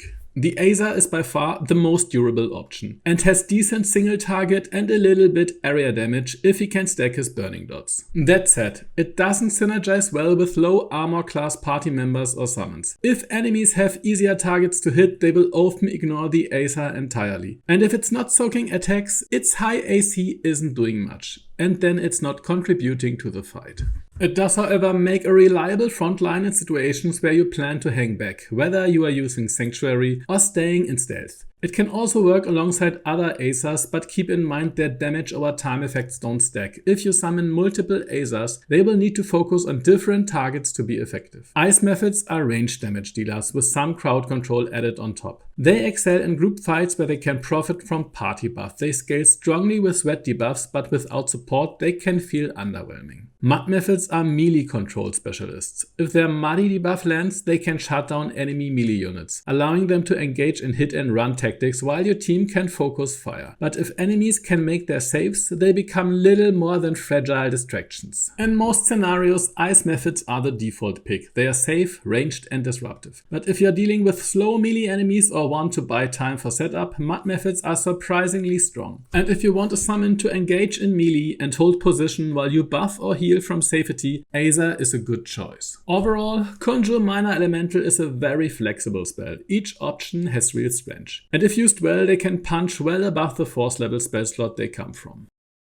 Conjure Elemental is a 5th level spell, available at level 9 for wizards and druids. Bards can learn it at level 10 through magical secrets, and warlocks can access it via the Minions of Chaos Eldritch invocation at level 9. This spell lets you summon one of the 4 elemental types, an air elemental, earth elemental, fire elemental or water elemental. If you have access to a level 6 spell slot, you can upcast Conjure Elemental to summon the more powerful elemental myrmidons. These include the air myrmidon, the earth myrmidon, the fire myrmidon and the water myrmidon. All elementals have access to elemental warp, allowing them to teleport every turn as a bonus action. This makes them highly mobile. All elemental summons share a common mechanical structure. With the exception of the air elemental, each one has a basic melee attack that applies a unique status effect. This effect isn't just for utility. It directly interacts with the elemental's multi-attack, unlocking increased damage when the target is afflicted by the corresponding status. Most elementals apply their trigger effect through their basic attack, but the air elemental is an exception. It relies on a separate ability to inflict its status, making its setup less consistent by comparison. Each elemental's multi-attack consists of 2 unarmed strikes. On their own, these punches deal solid base damage. However, when the target is afflicted by the elemental's associated status effect, such as burning, chill, prone or shocked, the multi-attack damage is significantly amplified. In many cases, this escalation can be taken even further by layering in damage vulnerabilities, pushing the elemental's output far beyond what their level might suggest. Because of this, even though base elementals are summoned with a lower level spell slot than their Myrmidon counterparts, their potential damage can rival or even surpass them through proper setup and party coordination. The fire elemental is a manifestation of living flame. Stat-wise, it's relatively fragile for a summon of this level, with only 102 hit points and an armor class of 13, and immunity to fire damage, but no resistance to physical or other elemental types. Its basic melee attack deals low base damage, but automatically applies burning on hit with no saving throw required. This status effect not only adds damage over time, but also serves as a trigger for the fire elemental's multi-attack synergy. Like all elementals, the fire elemental's multi-attack consists of 2 punches. On their own, the damage is respectable, but if the target is already suffering from burning, the fire elemental's damage dice are doubled. The elemental's multi-attack includes both bludgeoning and fire damage. The bludgeoning portion can be further amplified through the brittle status effect, which can be applied by the water elemental, which we will cover in that section. Fire vulnerability, on the other hand, is much harder to exploit in practice. While Arsonist's Oil and sequencing with Wet and Destroy Water can technically set it up, its availability may be limited, especially if you're not relying on pickpocketing to stockpile them. The fire elemental also has one activated ability, Erupting Cinder, a 2-meter explosion that deals 4d6 fire damage and leaves behind burning ground for 1 turn. While this ability might sound useful on paper, its effectiveness is held back by a low saving throw DC of 11, making it unreliable for consistent damage output. The average damage from Erupting Cinder tends to be around 7 per target after successful saves, which is underwhelming. Worse still, the surface it creates disappears after a single round, limiting its utility as a reliable method for spreading burning. That said, the burning ground left behind can still serve a tactical purpose when paired with the water elemental's frost-based abilities, as we will explore in that section. In summary, the Fire Elemental is not a standout area damage dealer. Its AoE spell is too unreliable and too weak to carry fights, and its durability is relatively low. However, in focused single targets combo scenarios, especially when paired with other elemental summons, it can contribute high single target damage numbers. Its true value lies in its ability to apply the burning condition. Still, this role can easily be fulfilled by player characters, making the Fire Elemental a strong burning enabler, but ultimately a replaceable one. The Water Elemental is a swirling mass of liquid force summoned not just for damage but for battlefield control and high impact combo setups. Its true value lies in its ability to create ice surfaces, knock enemies prone and trigger powerful vulnerability effects that elevate both its own damage and that of your party. Its base stats are solid for a level 5 summon: 114 hit points, 14 armor class and resistances to both physical and acid damage. The Water Elemental's basic melee attack deals modest damage but leaves behind a water surface. More importantly, though not documented in the tooltip, it also applies chill to each target hit, with no saving throw required. This deceptively simple attack is the cornerstone of multiple synergy chains. For example, the water surface it leaves behind can be ignited by a Fire Elemental's erupting cinder or any other source of burning ground, such as chromatic orb. This creates a steam cloud that inflicts the wet condition. If the enemy was already chilled by the default attack, this interaction upgrades the debuff to frozen until the start of the enemy's next turn. During this window, the target becomes vulnerable to one instant of bludgeoning, thunder or force damage, allowing for a short burst of amplified damage before the frozen status breaks. However, freezing the enemy is not the ideal setup for the Water Elemental's own multi-attack. The first cold strike from its multi-attack will break the frozen status, removing the effect and ending the vulnerability window prematurely. Instead, chilled itself is a correct trigger for the Water Elemental's multi-attack bonus. When attacking a chilled enemy, all of its damage dice are doubled. This makes the Water Elemental a strong standalone damage dealer even before factoring in its utility. Its active abilities Winter's Breath is a wide cone-shaped AoE that brings both crowd control and combo potential. On impact, it creates an ice surface beneath affected enemies. If they are standing on normal terrain, they must immediately make a DC 16 dexterity save or fall prone. But that's just the start. If the target is burning, Winter's Breath extinguishes the flames and applies a brittle instead. For 3 full turns, they do gain a highly exploitable weakness: vulnerability to bludgeoning and thunder damage. Brittle also causes minor damage over time and forces a DC 16 saving throw at the start of each turn to remove the debuff. This is where the Water Elemental shines as a combo driver. It not only deals high damage itself, it primes enemy for devastating follow-up from other summons or party members using thunder spells, monk fists, thrown hammers or halflings, or blunt instruments, maces and chairs. Every elemental except the Air Elemental deals bludgeoning damage as part of their multi-attack, and even the Air Elemental's ranged ability benefits from Brittle, making this debuff a universal damage amplifier across your summon elemental roster. The Water Elemental is the heart of the Brittle combo chain, amplifying the damage of all 5th level Conjure Elemental minions while providing excellent battlefield control and high personal output. It's arguably the most tactical, flexible summon at this level. The Air Elemental is a swirling vortex of wind and force. It functions as a hybrid attacker combining range pressure with strong burst potential in melee, making it one of the more flexible elementals in terms of engagement options. In addition to elemental warp, it has natural flight, giving it unparalleled battlefield reach among non-Myrmidon summons. Stat-wise, it's moderately fragile: 90 HP, 15 armor class, resistances to physical, lightning and thunder damage, immunity to poison. While its durability is not very high, it can still survive for a decent time, especially when staying mobile and attacking from range. Its default attack is unique among the elementals, a twin projectile that deals thunder damage and forces a dexterity saving throw against DC 15. This is the only basic elemental attack that does not apply a status effect directly. However, it benefits greatly from enemies being brittled, doubling its thunder damage and turning it into a reliable source of ranged burst when set up properly by a Water Elemental.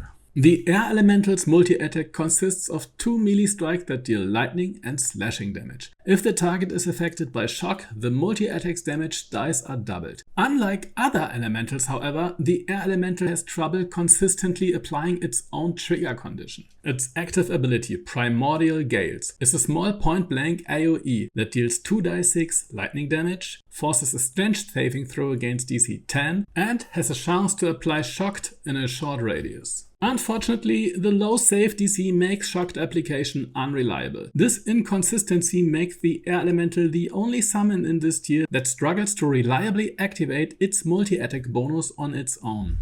That said, the Shocked status has a valuable side effect. It prevents reactions, which can be tactically useful. In terms of synergies, the lightning portion of its multi-attack can be doubled against wet enemies, while the air elemental cannot apply wet itself. It can take advantage of setups from other party members or elemental combos.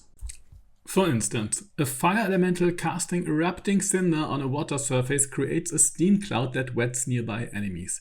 Because wet can also be inflicted by items or spells from other characters, you don't need a full elemental team to unlock this synergy. Where the air elemental stands out most is in mobility and ranged capability. It's the only base elemental that can reliably engage targets at a distance, not counting Erupting Cinders because that doesn't do much for damage. However, this flexibility comes with trade-offs. Without Wet and Shocked from Primordial Gale, its multi-attack damage is not that great. And unlike other elementals, it has no as reliable method of triggering its own multi-attack damage bonus. Because all elementals can reposition freely with elemental warp, the air elemental's ranged niche is rarely essential. And once the myrmidons become available, the air elemental is largely outclassed. The earth elemental is a towering construct of stone and soil, seemingly designed to serve as the frontline bruiser of the elemental roster. On paper, it fits the role well with 129 hit points and a solid armor class of 17. Surprisingly, however, it has no resistances at all, not even to physical damage. While this lack of resistances keeps it from matching the game's tankier summons outright, its high HP pool and armor class still make it a durable presence. With the right gear or buffs, you can easily compensate for its defensive shortcomings. Its default melee attack hits relatively hard and creates a mud puddle on the ground. If the attack connects, it automatically knocks enemies prone with no saving throw. This is a powerful combination. On the enemy's next turn, they will be forced to stand up, consuming half their movement, and will then need to wade at least 1 meter through the mud, further increasing their movement cost. Its multi-attack consists of 2 strikes that deal only bludgeoning damage, and unlike other elementals, it lacks a secondary elemental damage type. This slightly lowers its overall damage potential, but also means it benefits fully from the brittle status provided by the water elemental. The earth elemental's multi-attack doubles its damage against prone enemies, but this bonus only applies if the prone condition was inflicted by an earth elemental, not from other sources like spells or environmental effects. Fortunately, its own basic attack reliably fulfills that condition. Its active ability, Seismic Strike, is a point-blank area of effect attack that attempts to push enemies away, applies Trembling Legs, reducing movement speed by 2.5 meters and lowering dexterity by 1, and unfortunately suffers from a very low save DC of 9, making it unreliable in practice. At first glance, the Earth Elemental may seem underwhelming. Its ability DCs are low, it lacks resistances, and its damage appears modest compared to other summons. But this summon excels in disruption and lockdown, not burst damage. While it doesn't initiate combo chains like the Water Elemental, it excels in its intended role, locking down high priority targets by repeatedly applying no-save prone effects and threatening them with punishing attacks of opportunity. With access to Elemental Warp, the Earth Elemental can swiftly pursue targets across the battlefield, consistently knocking them down and restricting their movement. And when all conditions align, specifically when a target is both prone and brittled, its multi-attack damage can still easily surpass 60 damage per round. In the right setup, this Stonebrute becomes a devastating mauler. If you haven't unlocked Myrmidons yet, the base elemental summons still offer a wide range of powerful options, each with distinct tactical roles and synergy potential. Air elementals are your go-to pick for ranged firepower, though they fall short of excelling in that role. Their Twin Thunderblast is solid when paired with Brittle, but they struggle to reliably trigger their own shock effect to enable their melee combo. Air Elementals do pair well with other ranged summons like Ice Methods or Skeleton Archers, especially in terrain control strategies using spells like Spike Rose, Hunger of Hadar or Web. Just be aware that once Water Myrmidons become available, Air Elementals are significantly outclassed in their ranged role. Earth Elementals are excellent for zone control and area denial. Their basic attack reliably knocks enemies prone with no saving throw and leaves behind mud, which further slows movement. They are especially effective against fast-moving enemies since they don't rely on movement-triggered effects to control the battlefield. Earth Elementals pair exceptionally well with mud methods, stacking knockdowns with slow debuffs for brutal crowd control. And because Earth Elementals' attacks of opportunity have high hit chances and also prone on hit, they help protect vulnerable units like Methods by locking down enemy movement. Water Elementals are arguably the most tactical, flexible and impactful of the bunch. They bring powerful control through ice surfaces, and they are the only elemental that can enable half of their own multi-attack damage vulnerability without outside help. The other half, bludgeoning, is easily covered by Brittle, which they can trigger in combo with burning sources. While they don't block path as aggressively as Earth Elementals, their Winter's Breath, Cone and Ice effects can be equally disruptive, especially against grounded enemies without strong movement options. Water Elementals both deal strong damage and amplify your entire party's output, making them a core component of any synergy-focused summoning build. Fire Elementals are best used as burning enablers. Their basic attacks apply burning with no saving throw, and they can spread flames through erupting cinder, which creates burning surfaces. While burning is essential for triggering Brittle, Fire Elementals are easily replaced by spells or items that can apply the same effect. That said, their multi-attack still hits hard, especially when both fire and bludgeoning vulnerabilities are active, making them a strong option in focused single-target combo setups. They are very useful in Brittle combos or Steam Cloud creation for wet debuffs, but they are still optional. In short, Air, best for ranged focused party comps, but easily outscaled by Water Myrmidons later. Earth, excellent for zone control and area denial through no save prone effects and mud. Water, highest overall utility, strong damage, Brittle enabler and combo driver. Fire, reliable burning applier with good single target potential but easily replaceable.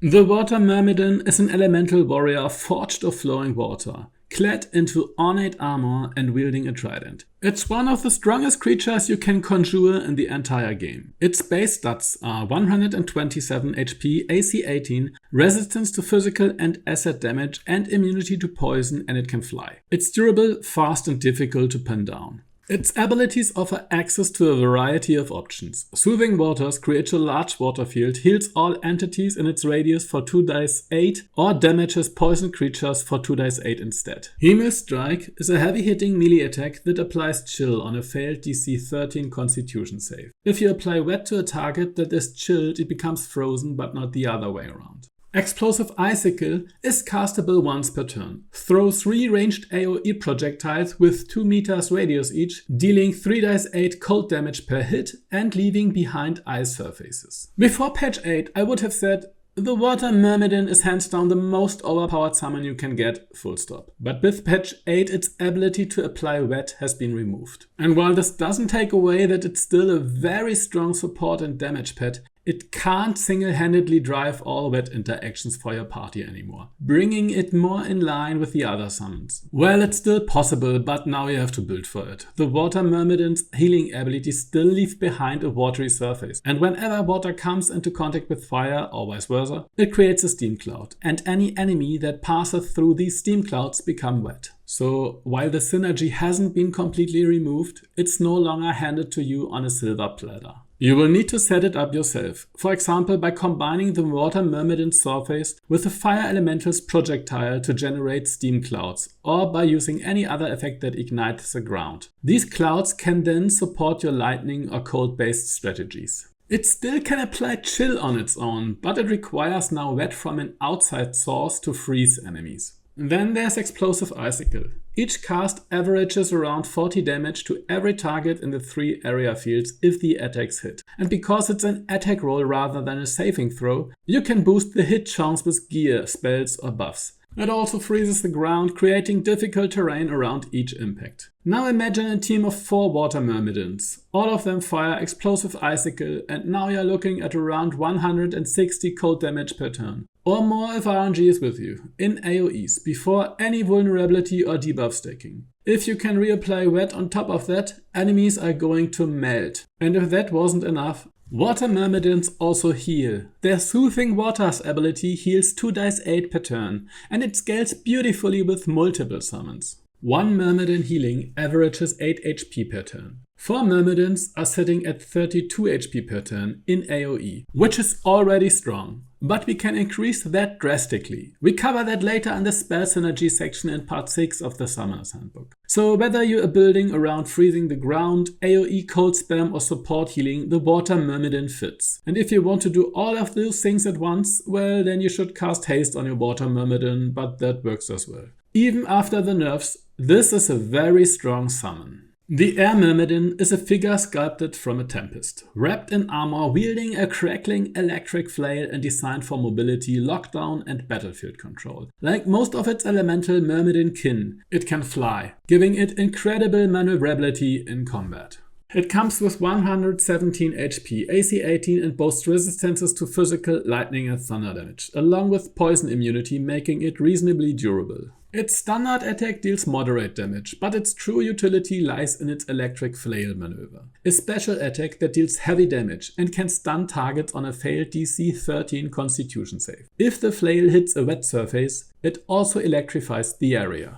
Then there's Raging Vortex, the Air Myrmidon's signature ability. This spell-like effect creates a large radius storm field that silences all creatures inside and deals 2 dice 8 damage per turn without a saving throw. However, there's a limit. Only 1 Raging Vortex can exist at a time, no matter how many Air Myrmidons you have on the field. That means stacking them just for the vortex doesn't work. Where the Air Myrmidon really shines is in supporting terrain-based builds. If your team is setting up zones like Hangar Fader, Spike Rose or Web, the Myrmidon can drop its Raging Vortex right on top, creating overlapping debuff zones that are a nightmare for enemies to cross. Its other major utility is stun locking. While the DC 13 on the Flave isn't particularly high, multiple Myrmidons targeting the same enemy over several turns can dramatically increase the odds of locking down a priority target. And finally, there's one more trick it has in stock: invisibility. Once per short rest, the Air Myrmidon can turn invisible, allowing you to position it perfectly for an ambush. Walk it right into melee range, and the moment it attacks, you start the battle with a free surprise round for your team.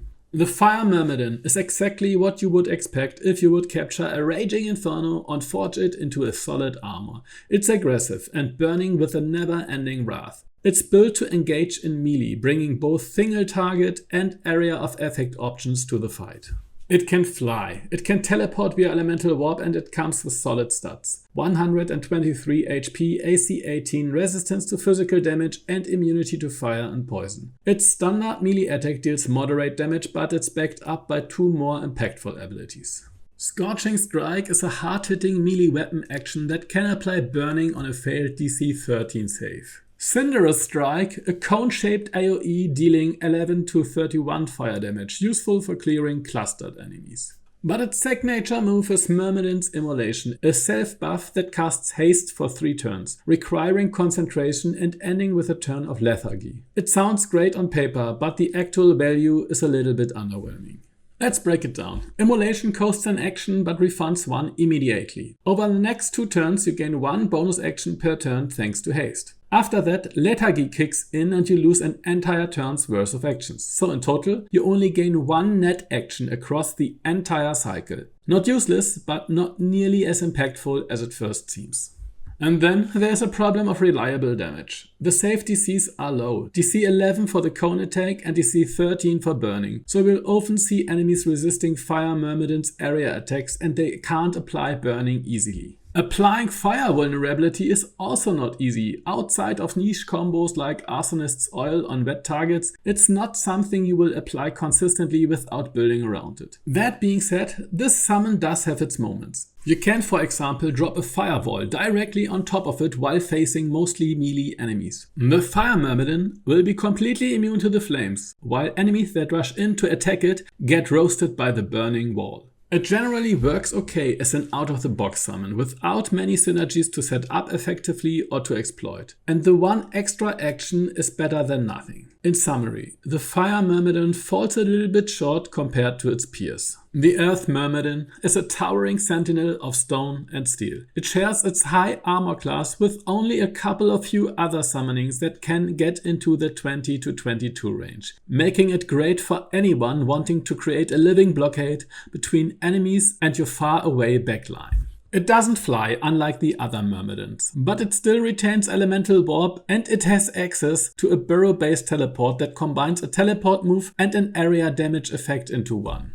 It comes with 127 HP, AC 18, resistance to physical damage and immunity to poison. And it gets even tankier thanks to its unique ability Mug to Metal, which increases its AC by +2 for 4 turns at the cost of 6 meters of movement speed. That puts it at a whopping AC 20. This makes the Earth Myrmidon perfect for enabling enemy engagements and defensive buff stacking. Its default attack deals very high bludgeoning and thunder damage and can knock enemies prone on a failed constitution save. Its Fludgy Sling is a 3 meter AoE that deals 2d6 damage and creates a mud surface if targets fail a dexterity save. While doing a little bit of damage, its main purpose is slowing enemies down that try to run past it. Its Barrow Teleport also deals 2d8 damage in an AoE on arrival, with a DC 13 dex save to resist. This gives him a way to use his bonus action for increased area damage. That being said, the Earth Myrmidon's AoE abilities are a bit underwhelming in terms of both damage and DC.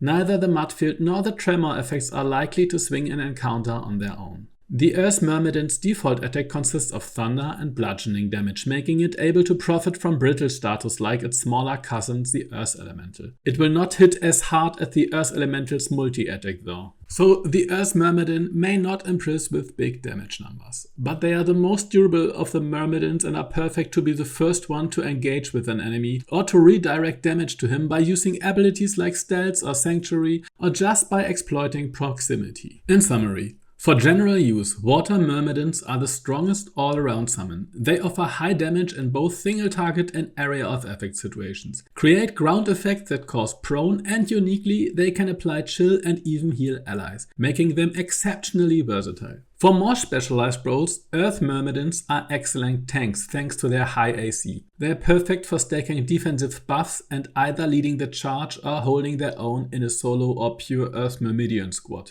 Air Myrmidons, on the other hand, shine in difficult terrain setups and can effectively stunlock priority targets, making them strong crowd control options. Fire Myrmidons are rarely the optimal pick in any scenario.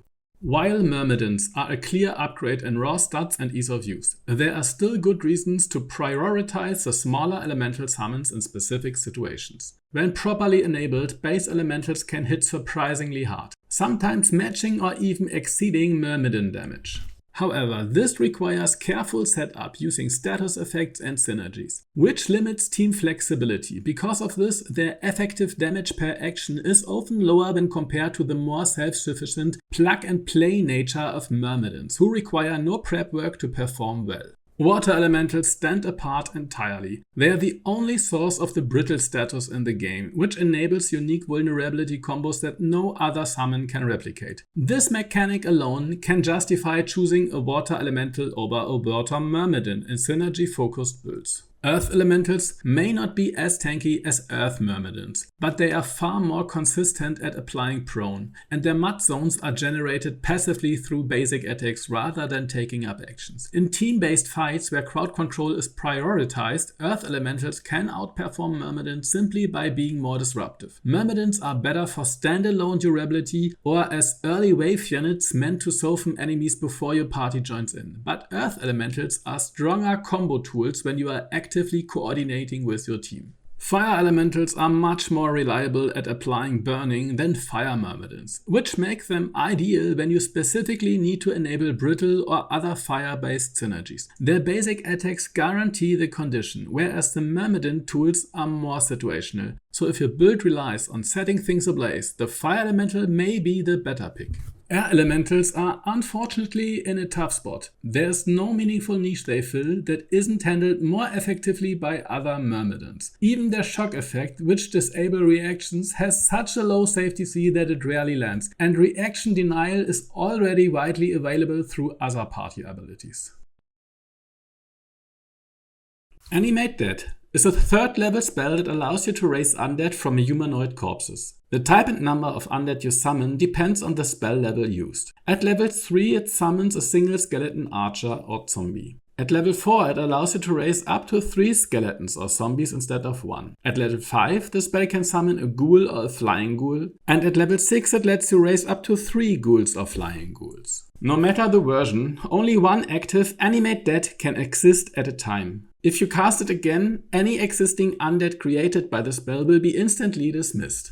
Animate Dead is available to multiple classes. At level 5 it can be learned by clerics, wizards, circle of spore druids, warlocks via Pact of the Tome once per long rest, and Death Domain clerics. At level 6 for lore bards and at level 10 for bards in general, it can be chosen through magical secrets. And finally at level 9 it becomes available to Oathbreaker paladins. Raising undead requires intact humanoid corpses, which means you will need bodies that haven't been burned, electrocuted, corrupted by necrotic or radiant damage, exploded into piles of flesh, or left to rot for centuries. Acceptable damage types include physical, cold, poison, or psychic damage. These typically leave the corpses whole enough for resurrection. When casting higher level versions of the spell that summons multiple undead, make sure the corpses are close together. You can only target entities inside the spell radius, not spread out bodies. Also be aware that trying to use Twin Spell will first seem to work, but then instantly delete the created duplicate, making this meta magic non-functional but still be wasting a resource. You can put corpses into your stash like loot, right click and pick them up.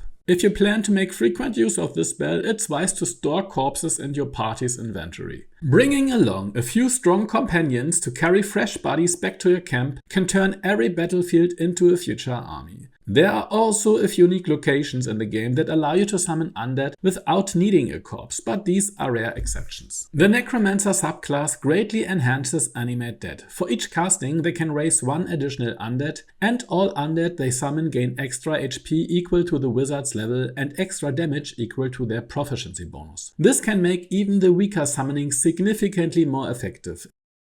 Zombies are the most basic version of undead you can summon with Animate Dead. They have 22 hit points and their armor class is just 8, which makes them extremely easy to hit. They deal between 5 to 15 damage per attack, so their offensive output is decent but far from exceptional. What sets them apart are 2 special traits. First, they have Undead Fortitude, which means they don't die when reaching 0 HP. Instead, they rise again with 1 HP, giving them an extra chance to act. Their second trait is Crawling Gnaw, an infectious bite. If an enemy dies while afflicted by this, it rises again as a newborn zombie. An AI-controlled creature that slowly decays, losing 1 HP per turn. While they don't do much damage, they can block a hit that might have otherwise gone to one of your companions. Despite their weak offense and low durability, zombies do have niche utility. In some fights, their low AC makes the enemy AI even prioritize them as targets. But overall, they are best used as disposable meat shields, not main damage dealers. Skeleton archers serve as your reliable ranged option. They have 19 hit points and an armor class of 11, but they don't share the Undead Fortitude ability, which makes them slightly less durable than zombies. Their ranged attacks hit for 5 to 19 damage, which is quite solid, especially in the early game. They don't have any special traits beyond their basic ranged attacks. Because they stand behind your frontliners and avoid melee, skeleton archers work especially well if you are setting up difficult terrain-based controls and damage fields. They can safely stand in the backline and concentrate their fire at priority targets without breaking your positioning. They are not impressive, but in the right party setup, they are a consistent and valuable source of range pressure. At level 5 and above, Animate Dead allows you to summon ghouls, including a flying ghoul variant. Regular ghouls have 35 HP and an armor class of 17, while flying ghouls come with 30 HP, 15 AC, and of course the ability to fly. Both types share 2 special abilities. First is their claw attack, which applies a paralyzing poison. If the target fails a constitution Constitution saving throw, they became paralyzed for 2 turns. And paralyzed enemies take guaranteed critical hits from attacks within 3 meters. Unfortunately, the grounded ghoul has a save DC of just 5 due to a bug, which is too low to reliably land the paralyzers. The flying ghoul has a better, though still low, DC of 10, but with multiple attacks you can occasionally land a stun, and when that happens, it often turns the tide of the battle. Their second ability is Devour, which can only be used on sleeping, unconscious or prone targets. Against sleeping enemies, this triggers an automatic crit, and the damage is doubled, from 3 dice 10 to 6 dice 10 plus modifiers. On top of that, the ghoul heals for the full damage dealt, making this move both a finisher and a sustain tool. Spells like Sleep and Glyph of Warding Sleep are excellent for enabling the Flying Ghoul's Devour ability. Prone-inducing spells can also work, but with a caveat. While Grease or Sleet Storm technically set up the Devour trigger, using them can backfire. Flying Ghouls have terrible dexterity saving throws and are very likely to slip and fall themselves while trying to reach their prone targets. So unless you want your undead face planting into the floor, it's best to avoid those setups. Grounded Ghouls can also toggle non-lethal takedowns, allowing you to knock targets out instead of killing them. However, because of the bugged and low save DC, regular ghouls are not recommended unless you want that non-lethal option. The Flying Ghoul, on the other hand, is a fantastic summon. Its mobility, access to Paralyze, and Devour combo make it the most dangerous creature available through Animate Dead, especially when you are summoning 4 of them as a Necromancer using a level 6 slot. They are not as sturdy as something like a Deva from Planar Ally, but they bring death and destruction, and can combo with your sleep spells and prone-causing party members. However, they are squishy and should not be used as the ones who lead the charge, unless you are treating them as expendable bodies, which, to be fair, is exactly what Undead are. To sum up, zombies are tanky but weak. They have niche uses but don't expect them to carry fights. Skeleton archers offer reliable range damage and shine in terrain control or positioning heavy encounters. They are especially effective in ranged ambush setups. Combine them with spells like web, spike growth or other difficult terrain effects to lock down enemies while your archers pick them off from safety. Flying ghouls are the MVPs of the Animate Dead spell. Fast, disruptive and devastating with proper setup. These summons specialize in melee and status effects, making them ideal for quickly dispatching enemies that are vulnerable to their paralyzing attacks. Animate Dead is a flexible spell that helps develop an unhealthy corpse hoarding mentality. Summoning setups reward synergistic effect when a lot of bodies are on the battlefield, and this spell can do one thing better than any other spell, and that is providing you with lots of bodies on the battlefield. If you really want to embrace the undead horde aspect of being a necromancer, Animate Dead is your foundation for that. Fungal Infestation is a unique class feature gained by Circle of Spore Druids at level 6, allowing them to raise their own undead using fungal magic. The ability comes with 4 charges and can be activated in one of 2 ways.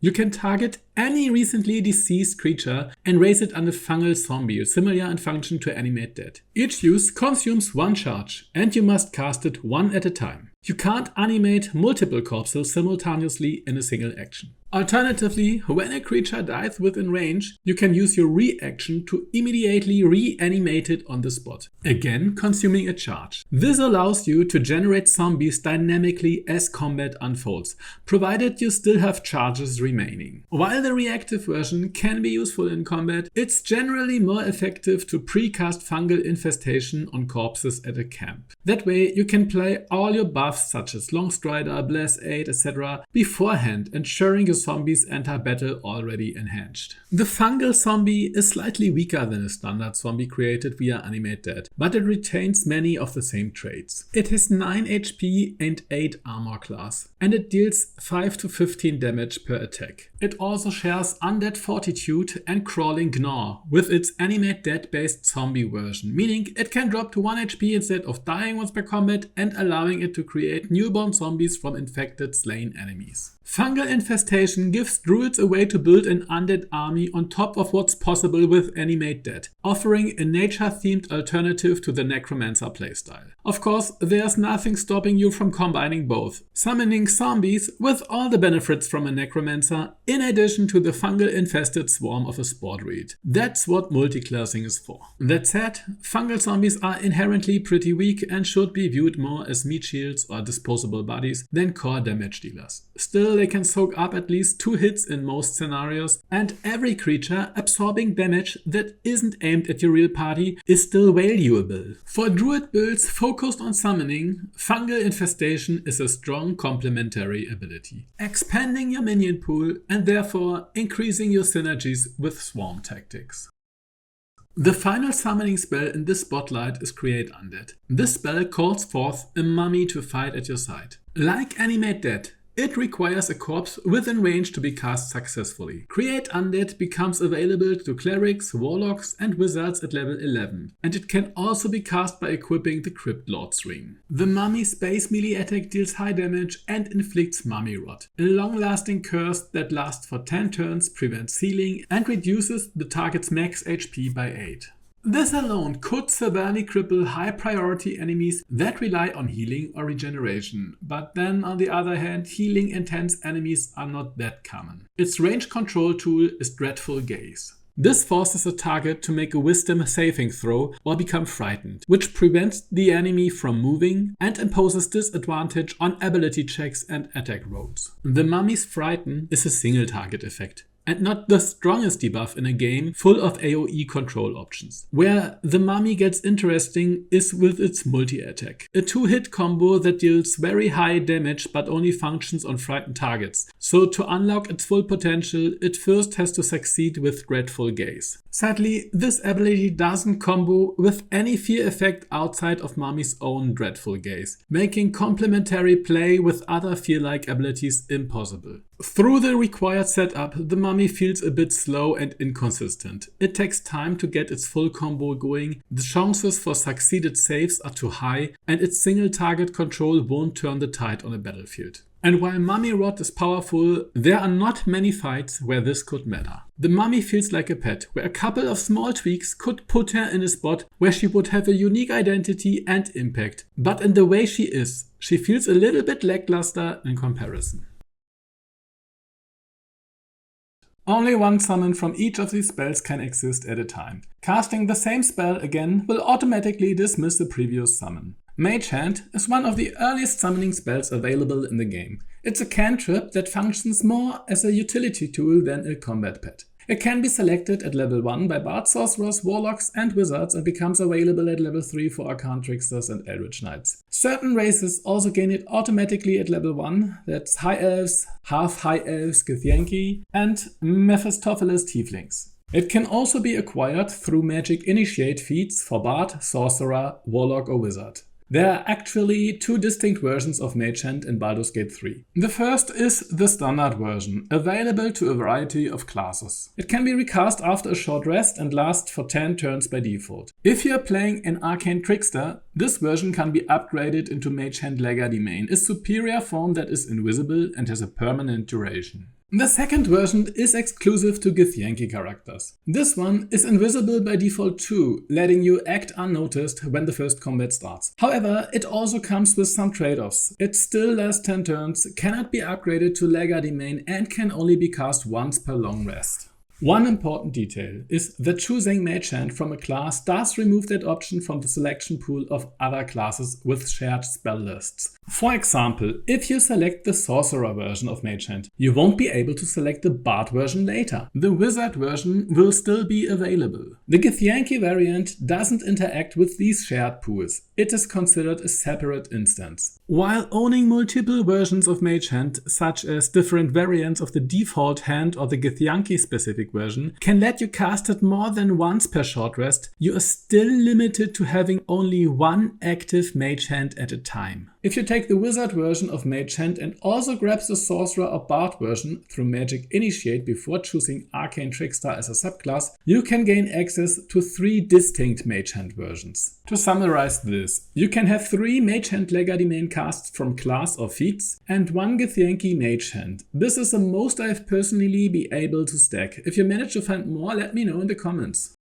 Mage Hand is very weak in combat. It deals almost no damage and can't tank hits. Its true value lies in its utility and environmental interaction. Most summons can interact with objects in some way, dragging items with the mouse, consuming things from the ground via the wheel icon, or activating levers by attacking them. Mage Hand goes much further. It can directly interact with clickables like locks, levers and switches far beyond your reach. In Grimforge, for example, after the trapped floor, fly behind the closed gate, open the door from inside, or head with the boss fight using the lever for the lava. You can let it shove enemies off when they are close to a ledge. They will not see an invisible mage hand coming or just push an enemy right back into a web. You can tickle an enemy mage for 1 damage to try breaking his concentration. It can throw items from a higher position you can't reach down to your group to pick up. The mage hand can drag objects around, so you can pick them up from a spot where nobody sees you. It wasn't you stealing, it was just lying around there. You can use your mage hand to throw bombs, potions or poison flask. Or instantly eliminate a powerful enemy by stuffing all your bombs in a single bag and hurling it straight at them. Want to use a web? Let the mage hand fly ahead and distinguish torches and candles. You can enable sneak attacks by moving the mage hand near an enemy even when outside of combat and invisible. Important note, this doesn't give you advantage against the enemy. Don't want to get hit by a legendary reaction attack? Let the mage hand have a glorious moment soak up that damage. Stash a couple of spears on a spot with a very high elevation. The mage hand can drop them down. The high distance let it actually do damage while the hand is high up and safe from the battle. Block vents with poisonous gas by moving it on top of them. An invisible mage hand can scout the area for you. These extra interaction options make it far more versatile than typical summons when it comes to exploration or environmental puzzles. Even in combat, Mage Hand offers an action economy boost. Throwing items doesn't cost your main character an action, and creative use of shoving or throwing can affect the outcome of a battle. Yes, some of these tricks can technically be pulled off by other summons. For example, a skeleton archer can drag a bottle near an enemy and shoot it to trigger an AoE wet effect. However, many summons like zombies can't even target items at all. Mage Hand, on the other hand, can usually handle these tasks more safely. It can throw the items directly, without having to go too close to the enemy.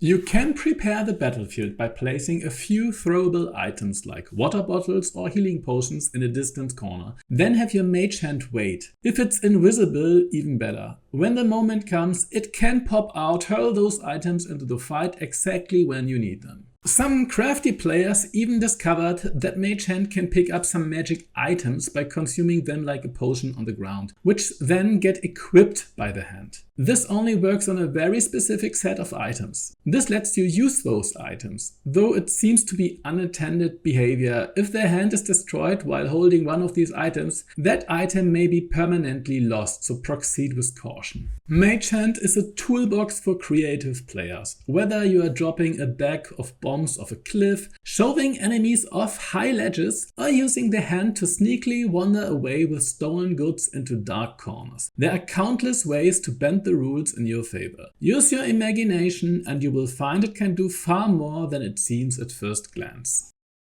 Find Familiar is a level 1 ritual spell that grants access to a range of summonable creatures. It can be cast once per short rest, and if used outside of combat, it doesn't consume a spell slot thanks to its ritual tag. You can gain access to this spell in several ways. At level 1, it's available to wizards and rangers. At level 3, it becomes available to Eldritch Knights, Arcane Tricksters and Warlocks who choose the Pact of Chain. It can also be picked up through feats such as Magic Initiate Wizard or Ritual Caster. When cast, this spell lets you summon one of the following standard familiars. These are Cat, Crab, Frog, Rat, Raven and Spider. If you're a Warlock with the Pact of Chain, 2 stronger familiar options are unlocked: Imp and Quasit. There are several unique familiars tied to specific characters or events. We will cover these story and character related familiars in part 6 of the Summoner's Handbook. All familiar versions share the same summon slot. You can only have one familiar active at a time.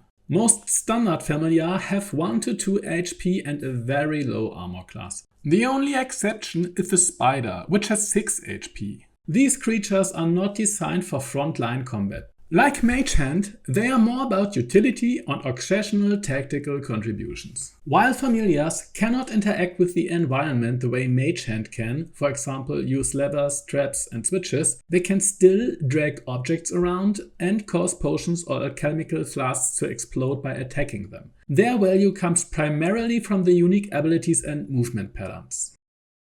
Each familiar offers unique utility, and while none of them are powerhouse summons, they all have situational uses, especially in the early game or for creative playstyles.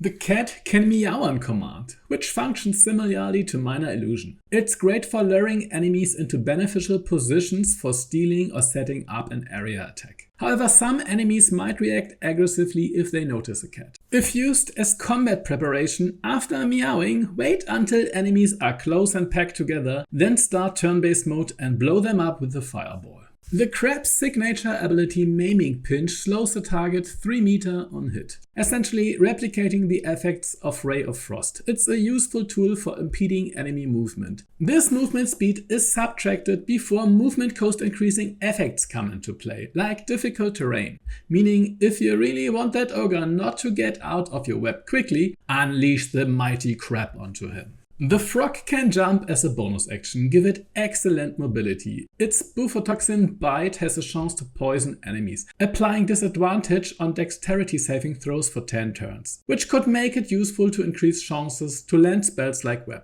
The rat's infectious bite applies the infected condition, reducing the target's constitution by 1 and imposing disadvantage on constitution saving throws. It can come in handy to help you land spells that target constitution. The Raven is the most mobile of the base familiars, thanks to its ability to fly. Its rend vision attack can inflict blindness for 1 turn, and notably, this effect doesn't allow a saving throw. However, unlike the Raven from Beastmaster Companions or Druid Shapeshift, this version of blindness wears off at the start of the enemy's turn, meaning the enemy won't actually be blind during their turn at all. The spider can also jump as a bonus action and has a poisonous bite that deals an additional 1d4 poison damage if the target fails its save. While still not a frontline combatant, it's bulkier than the other familiars, and in her own cute way she tries to be some sort of lightweight combat pet. Warlocks who choose the Pact of Chain gain access to more powerful familiars than the standard options, opening up both utility and combat potential. The Imp is arguably the strongest familiar available through this pact. It comes with 10 HP, can fly, and actually dishes out solid damage for a summon. Using Claws and Poison Sting, the real standout though is its ability to turn invisible, perfect for setting up ambushes, scouting safely, or triggering surprise rounds before combat even begins. The Quasit is a little bit more fragile with only 7 HP and no flight. It lacks the sting attack of the Imp, doing a little bit less damage, but offers its own form of crowd control through Scare. This ability can frighten enemies, immobilizing them and imposing disadvantage on their attacks. Like the Imp, the Quasit can also cast invisibility, giving it strong utility despite its weaker offense. Both of these familiars become even more potent at Warlock level 5, where they gain the ability to make an additional attack each turn. A significant power boost, allowing those two familiars to feel almost more powerful than one of the big boys, perhaps even stronger than the mighty default zombie. The cat's meow as a decoy is particularly useful for setting up distractions. Unlike Minor Illusion, its lack of range limitations can make it more effective in certain situations. The other familiars offer more modest benefits, but that doesn't mean they are without value. When used creatively, each familiar can contribute, especially if you are looking to maximize your action economy. All familiars can drag water bottles or healing potions or bombs and attack them to trigger their effects, so at least there's something they can do. The Imp and Quasit are borderline zombie tier summons in terms of survivability and damage, or even higher when upgraded with Pact of Chains. While unimpressive at base power, they scale surprisingly well if built into a full summon focused build. With the right buffs and synergies, they can become valuable contributors to your combat strategy.